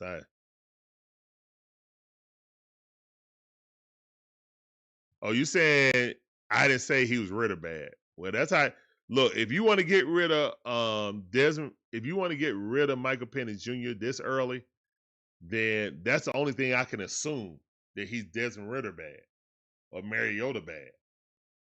Because that's the only way I would even think about trying to get rid of a young quarterback that fast. Just my mind. And if I know I got coaching problems, my offensive line is decimated the entire season, I'm going to, and my blind side, I start the season with a guard, a backup guard starting at right tackle, my blind side. Again, guys, y'all want to throw the baby out with the bathwater? I ain't with it. I can't agree with that. But I'm not saying your feelings ain't valid. You know what I'm saying? I just don't agree with it.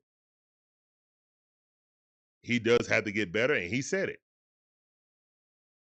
I think we got more of a coaching problem than a player problem.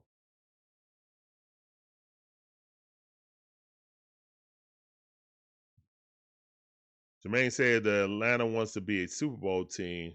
They better fire Raheem and the whole coaching staff along with him and get rid of Zach. I mean, well, yeah, Zach. I would try to keep Jeff Ubrich, but again, just like Ryan N, other defense coordinator we should have kept, but then, he let him go for Jimmy Lake.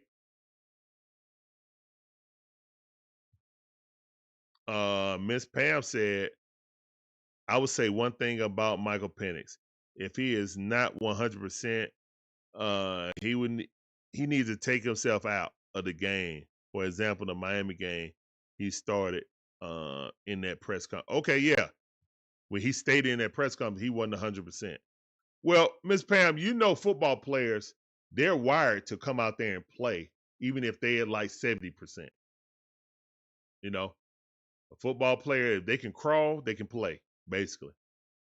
That's how they're wired, especially the quarterback. So, I mean, we saw that with Kirk Cousins. He knew his arm was a wet noodle after Cam Jordan came back in that sack strip. He knew his arm was toast. But what did he do? Go out there and tank our season because he was trying to play through it. That's just how football players are wired. I mean, it is what it is. Basketball players would have sat out. Football players, they're going to try to play through it. Well, not all basketball players, excuse me. I'm not going to cast those aspersions on all basketball players.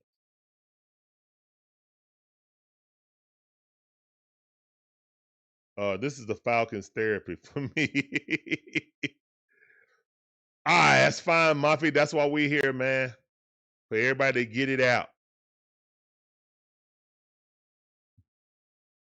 Yeah. I got to see him with a different coordinator and see if it's actually him or is it the coordinator that we currently have. I think it's a coordinator and the head coach.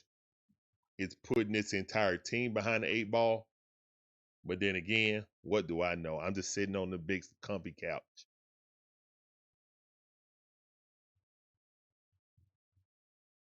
That's right, Miss Pam. Exactly.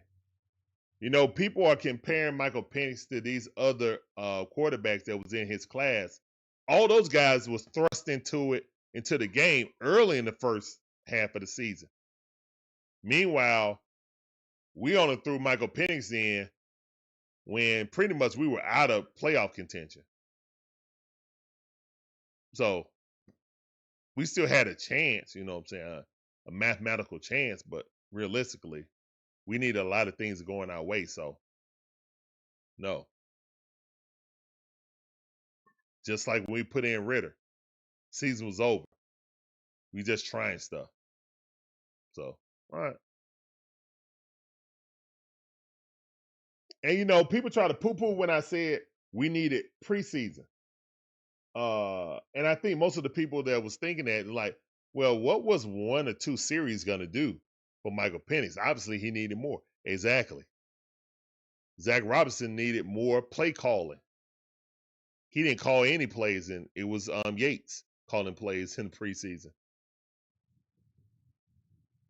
So these are the things we do. That's why I say we're not really a serious football team. The lack of detail, for me,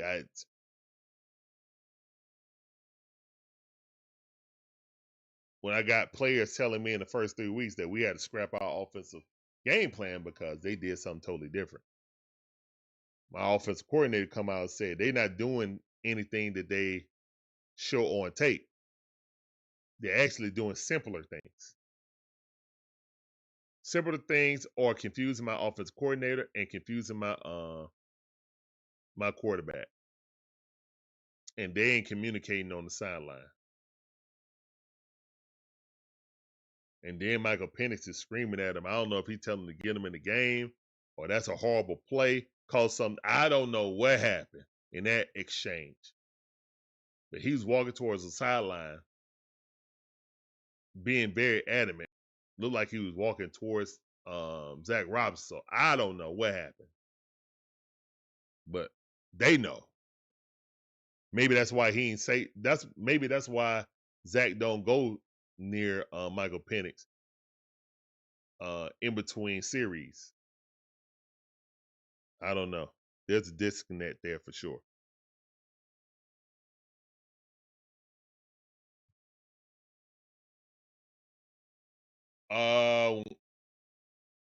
Your guess is good as mine, Hamster. If we keep Raheem, that is a high probability.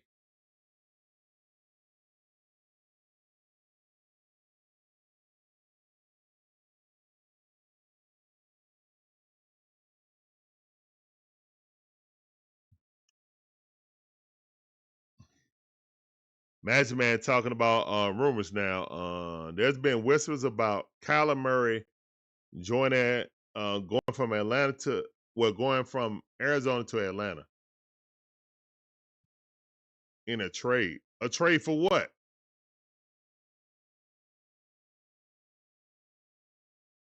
Huh? Nah, I wouldn't want Kyler Murray, man. Not for Michael Penix. But they gonna trade Michael Penix for Kyler Murray and take on that contract. We just got rid. We can't keep.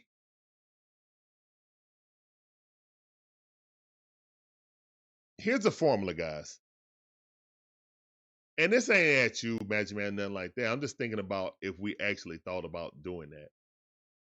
You can't go get a quarterback that already making, the money he's making, and then try to build up what we're building. Like, that's backwards. Like, you're supposed to be building now while your quarterback is cheap and developing the quarterback. So when it's time to pay him, you already got the team developed around him to be able to succeed. That's what Kansas City did. That's what the Eagles did around Jalen Hurts.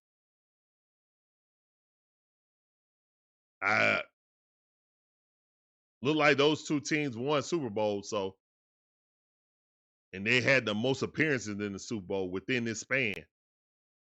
So I would kind of like want to copy what they doing, at least on that front. Build up your team so when it's time for you to pay the quarterback, don't matter. You already got your team squared away.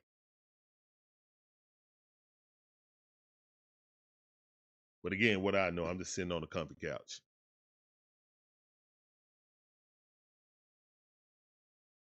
That's the first time me hearing it.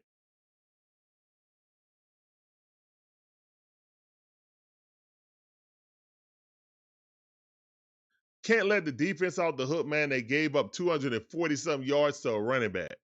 500 total yards offensively. Can't really forget that. But yeah, defense got the turnovers. I will say the defense got the turnovers and enough sacks to win the game.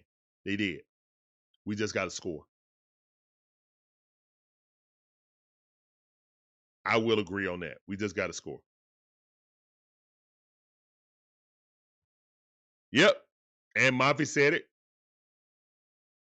We scored 3 touchdowns with Drake, and we still lost.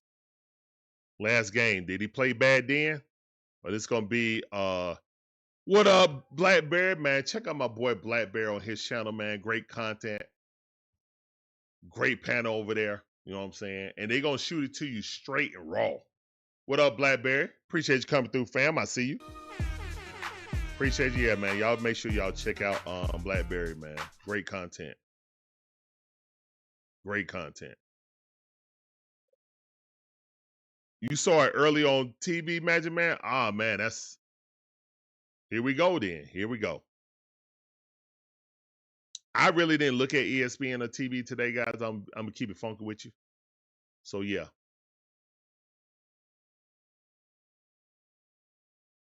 Anthony Richardson. I don't think Michael Penix is Anthony Richardson. Shoo, if he was, oh my goodness. That would hurt. Mike said, we let Jimmy Lake leave and Jeff Ulbrich come in. Very different. Yeah. It seems it could be the same way with Zach. Yeah. Yeah, I think But I think Raheem won't have to fire Zach. I think Zach will get the job at Oklahoma State, unless he's ruining that also with his bad play calling. But when you are a part of the alma mater, I think that job is already there for him to take. So hopefully that's the case. That's what I'm praying for. Like, he get the job at Oklahoma State. Raheem don't have to fire his friend, and he could just hire his other friend, Mike McDaniel, who's going to get fired at the end of the season. If we keep Raheem, that's probably what's going to go down, guys. And Mike McDaniel already knows the Falcon organization. He's been here.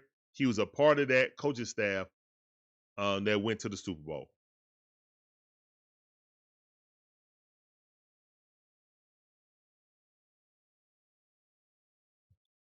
He's still here, man, because ultimately I think it's Rich McKay. You know, this was a Rich McKay hire, and they're not going to fire him. That's why Rich McKay did a press conference the week before. You just got to turn the page and looking forward to the next game. I don't think Raheem's going to be fired. I think he's going to get a chance to fire or let Zach Robinson leave, and then he's going to, hire Mike McDaniel, and he'll get his third season. I'll be very surprised if Raheem Morris is fired, even if we lose the rest of our games. I don't think it's going to happen. Oh yeah, Kirk Cousins dog cussed him, and then came out the next possession in no huddle. So I figured that Kirk called all them plays and went right down the field and scored.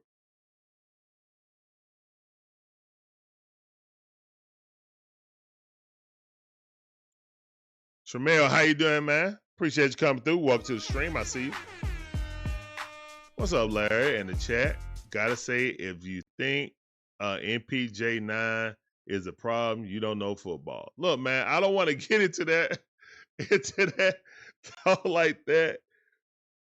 Tramel, I look, everybody have their opinion. Know what I'm saying? I feel like Michael Penix definitely needs to improve. He said it himself. The young man said it right there, and I felt it, man. I felt it in my chest, that he felt it in his chest, that he was letting the city and the team down. I love to see that.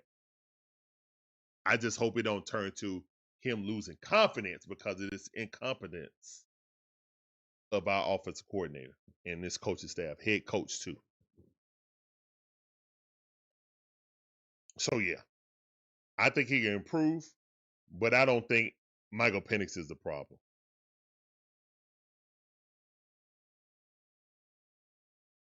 It ain't kryptonite. It ain't kryptonite. Kryptonite is something that Superman couldn't deal with. It was born with that. No matter what he did. If he didn't have no protective suit or put it in some lead, the kryptonite would always hurt him. Clock management is something like that. That's just lack of paying attention. That's being lackadaisical, not being attention to detail.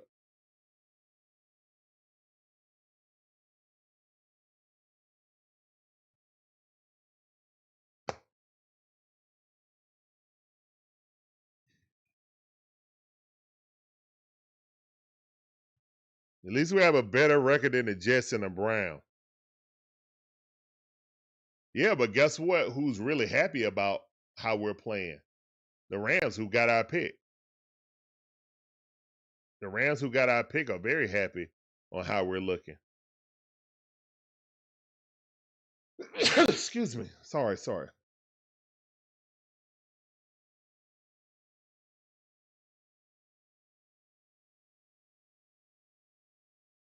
Why did Rich McKay have a presser saying he has nothing to do with football ops? He had a press conference to say, well, really he wanted to talk about Arthur Blank and his philanthropy, going around, how he gives to the community and stuff like that. But you know that 680 was going to press him on, what's the state of the Falcons and his involvement. So I love the interview. But yeah, he was just there to talk about Arthur Blank, help the community like that. Arthur Blank's great with that, man. One of the greatest ambassadors to the city that we've had, to be honest. What's up, 330? How you doing? Welcome back to the stream. Appreciate you coming through.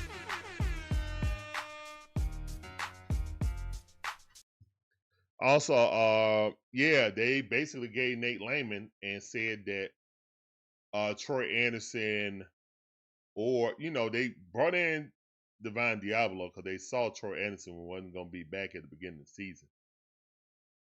But it looked like he's never going to play with us. Him and Brandon Trice shouldn't even been drafted if they were never going to play.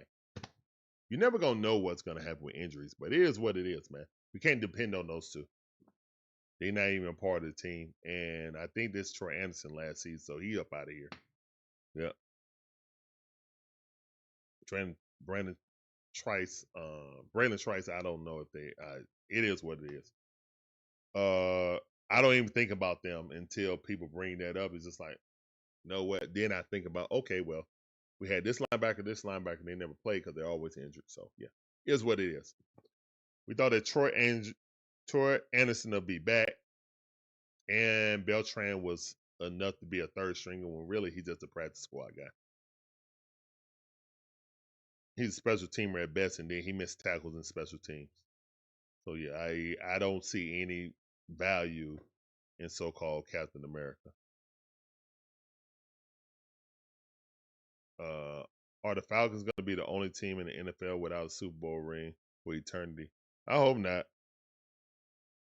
Man, one of the best times I ever had, man, with my wife and my son at the Brace Parade. And we were in Cobb County, so they didn't speed past us. I feel sorry for the people that was downtown who they sped by because they were late. They trying to be on the schedule. You shouldn't have a parade on a strict schedule like that. People that drove up from the south side, that was very disrespectful, man. But anyway, yeah, I would love to have that experience with the Falcons and the Hawks with my family. I long for it. I think the Falcons parade is going to be like no other. I think the state going to shut down. Personally, I think the state will shut down.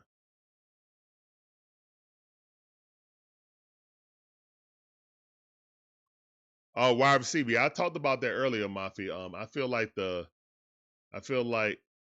only person that he really, like MPJ, really have a connection with is Drake, and a little bit with Kyle Pitts. Actually not even a little bit. He has a connection with Kyle Pitts and Drake. And Darnell Mooney connection with him just fell off for some reason. I don't know. Brian H., how you doing? Welcome to the stream. I see you. Appreciate you coming through. College football and NFL are on two different levels. What MPJ did in college doesn't matter. He needs training on footwork and accuracy. Blame the coaching for not bettering MPJ. No talking on the sidelines. Brother, I agree 100% with that, man. Let me get a applause. 100%. You know what I'm saying? Coming out there thinking he was all right, coming out there and saying he don't need preseason. He obviously needed it. He don't need it for just 1 or 2 reps series. He needed to be out there for at least a half every game. More so like 3/4, but whatever. At the very least half. The half of a game of every preseason game. He needed every rep he could get. Obviously, he needed that. Obviously, he needed that. But he won't get it again as long as Raheem is the coach.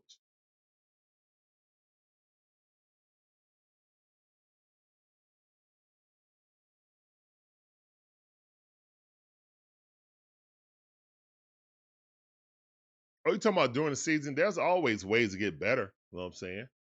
You can call a lot of different plays just to get them better in rhythm early in the game. But again, you can lean on your running game and run from under center and using play action. You're already a run team. But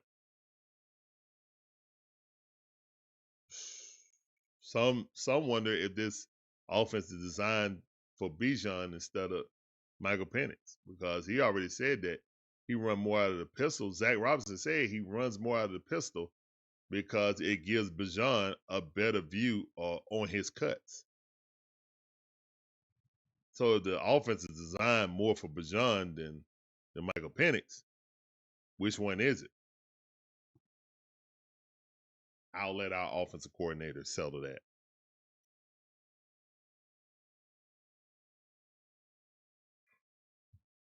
Well, yeah, we got the lead. We got the lead, and then we was throwing the ball instead of running the ball. You know, don't make any sense, but whatever. Tony Hall, how you doing, man? Welcome to the stream. Wouldn't it be ironic if Arthur Blank let go of his second coach in a row after the season ending versus New Orleans Saints?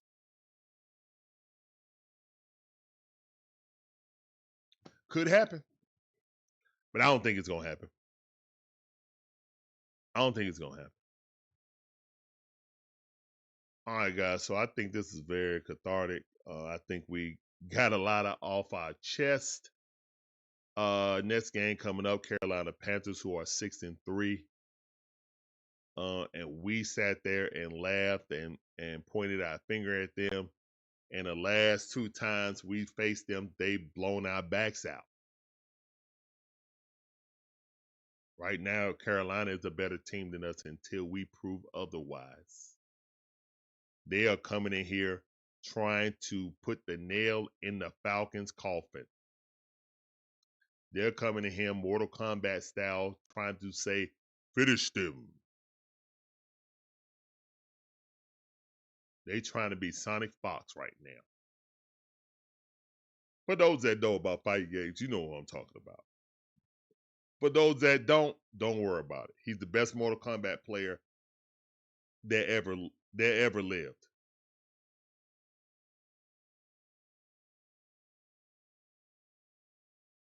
That's what the Carolina Panthers are trying to do to us.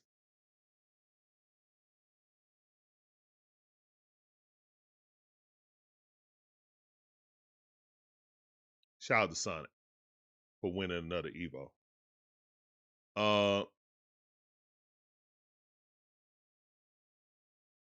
Yeah.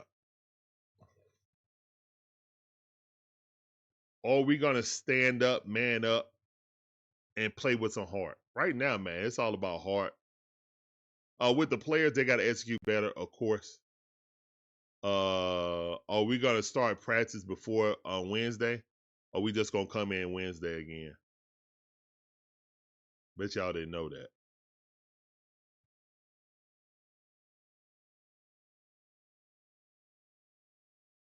Mafi, stop it. Mafi, stop it. Stop it. Mafi said I could beat Sonic. Okay. I like the confidence though. Mafi said I ain't scared. Okay.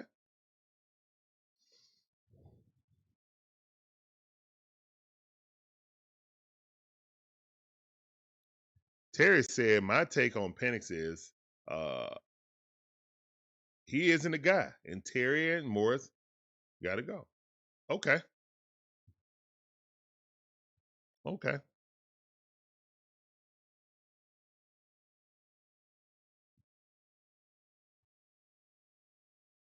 Yeah, exactly. Yeah. Uh-huh. That's what I thought. That's what I thought.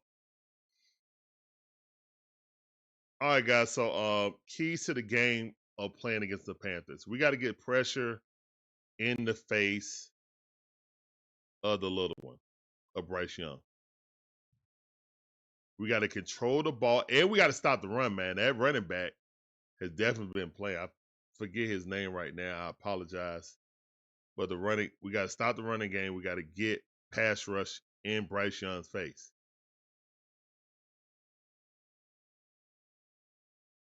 Get your hands up when he's throwing the ball. You can bat the ball down.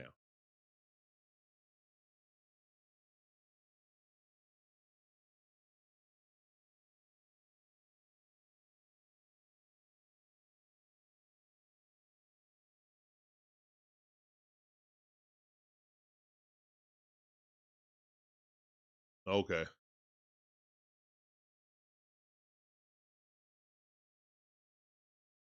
The Panthers D line last time held up our running game. We really didn't try to run the ball. And then we got down so fast, we abandoned the run because we were trying to pass our way back in the game instead of running the clock out. You know? So let's not get down real fast, real early against the Panthers and then abandon, because Zach Robinson will abandon the run at a moment's notice. He would abandon it, jump ship like it's a Titanic. I found my door. I'm finna float on this door. I'm abandoning the ship. Shout out to Titanic.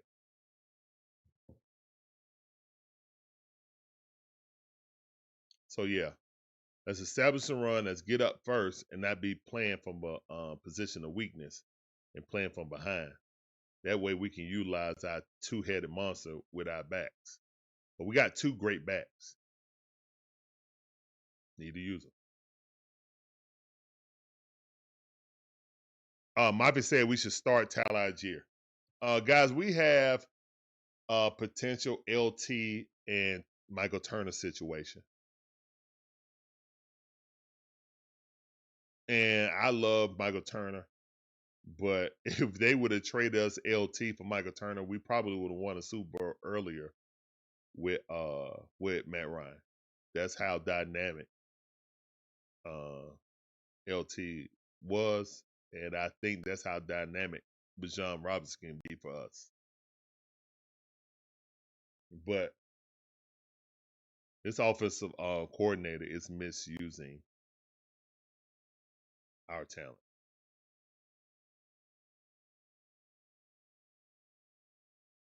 Yeah. So back to the Panthers game. Stop the running game. Get our defense in front. I need to hear more about Rukaroro and David Aminata in the run game, stopping the run. Zach Harrison. I need my interior part of the line not getting gutted like a fish. I need that. I need JPJ to set a better edge. Yeah. I need JD Beltran not to play. Because every time he's out there, they're always attacking him. Either in the run or the pass. It don't matter. He can't cover and he can't find the right gap to get to the hole. Can't shed no block. So, yeah.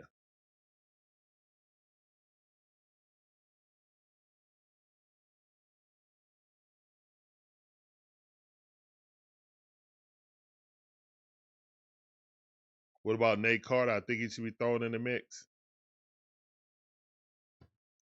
Probably. I mean, they just picked him up, so he probably got the playbook. He might see some time. He might see some time this week. But yeah, Carolina coming into this game looking to put the nail in the Falcons' coffin. Right now, the Falcons got to win out. The season's over, I know that. But in the Falcons' locker room and in Flowery Branch, they still have to operate like there's still a mathematical chance to make the playoffs. So that's how they're going to operate.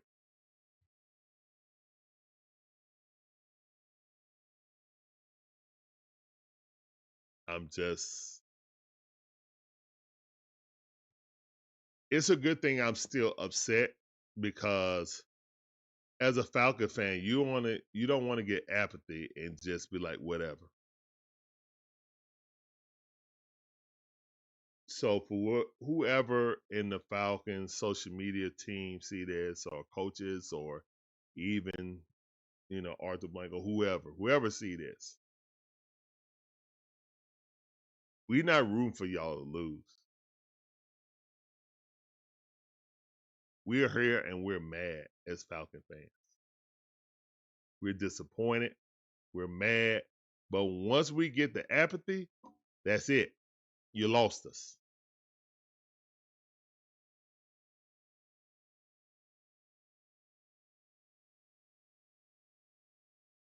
Please don't let it get to that.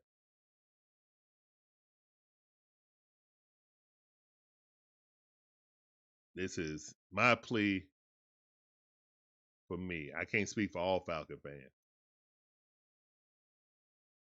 Please don't let us get to the point that we like whatever.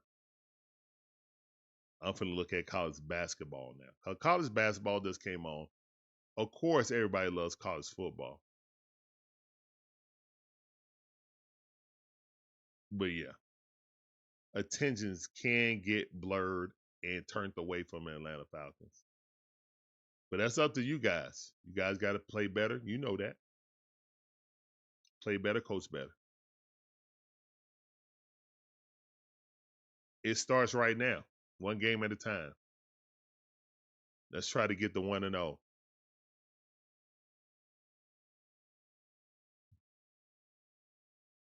Blackberry said, he said, if Zach is still calling plays,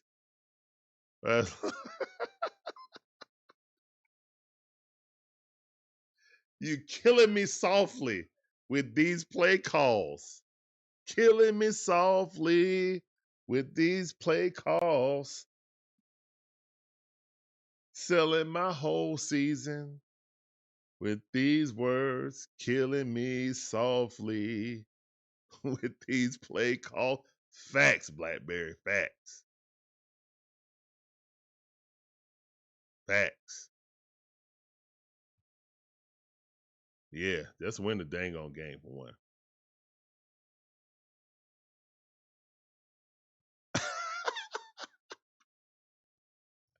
First of all, Michael Penix ain't even a running quarterback, so that ain't even gonna work.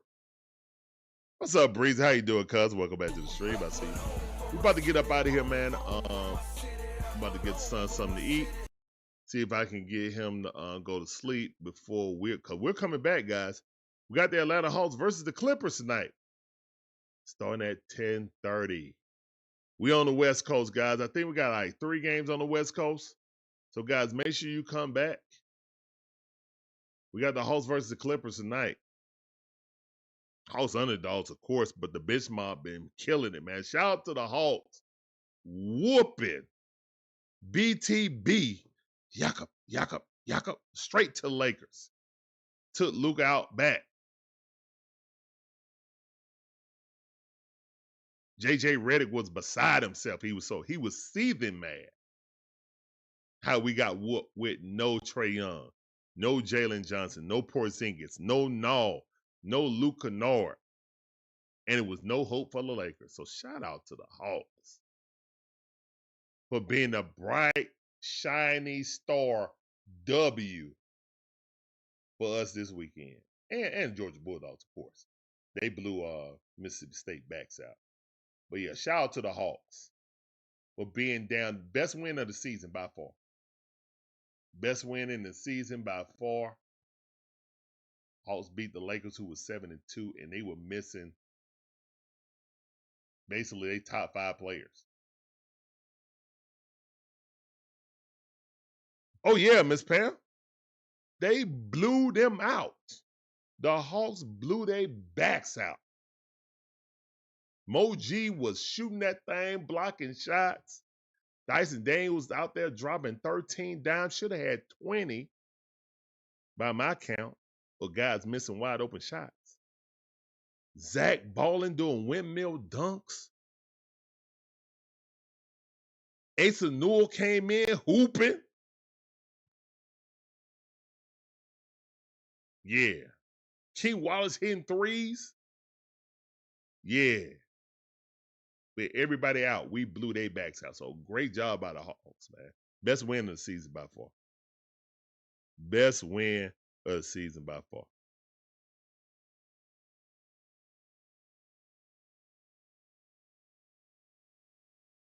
Yeah, man. Mo G been hooping. Mo G been hooping. All right, guys. We about to get up out of here, man. Thanks, everybody, for coming in, man. We appreciate you guys for supporting the Dixon Way as we head to 28K. We couldn't do it without you guys. Seriously. Yeah, me and the beautiful Shonda, we really appreciate you guys. We'll see you guys at 10:30 for that late night.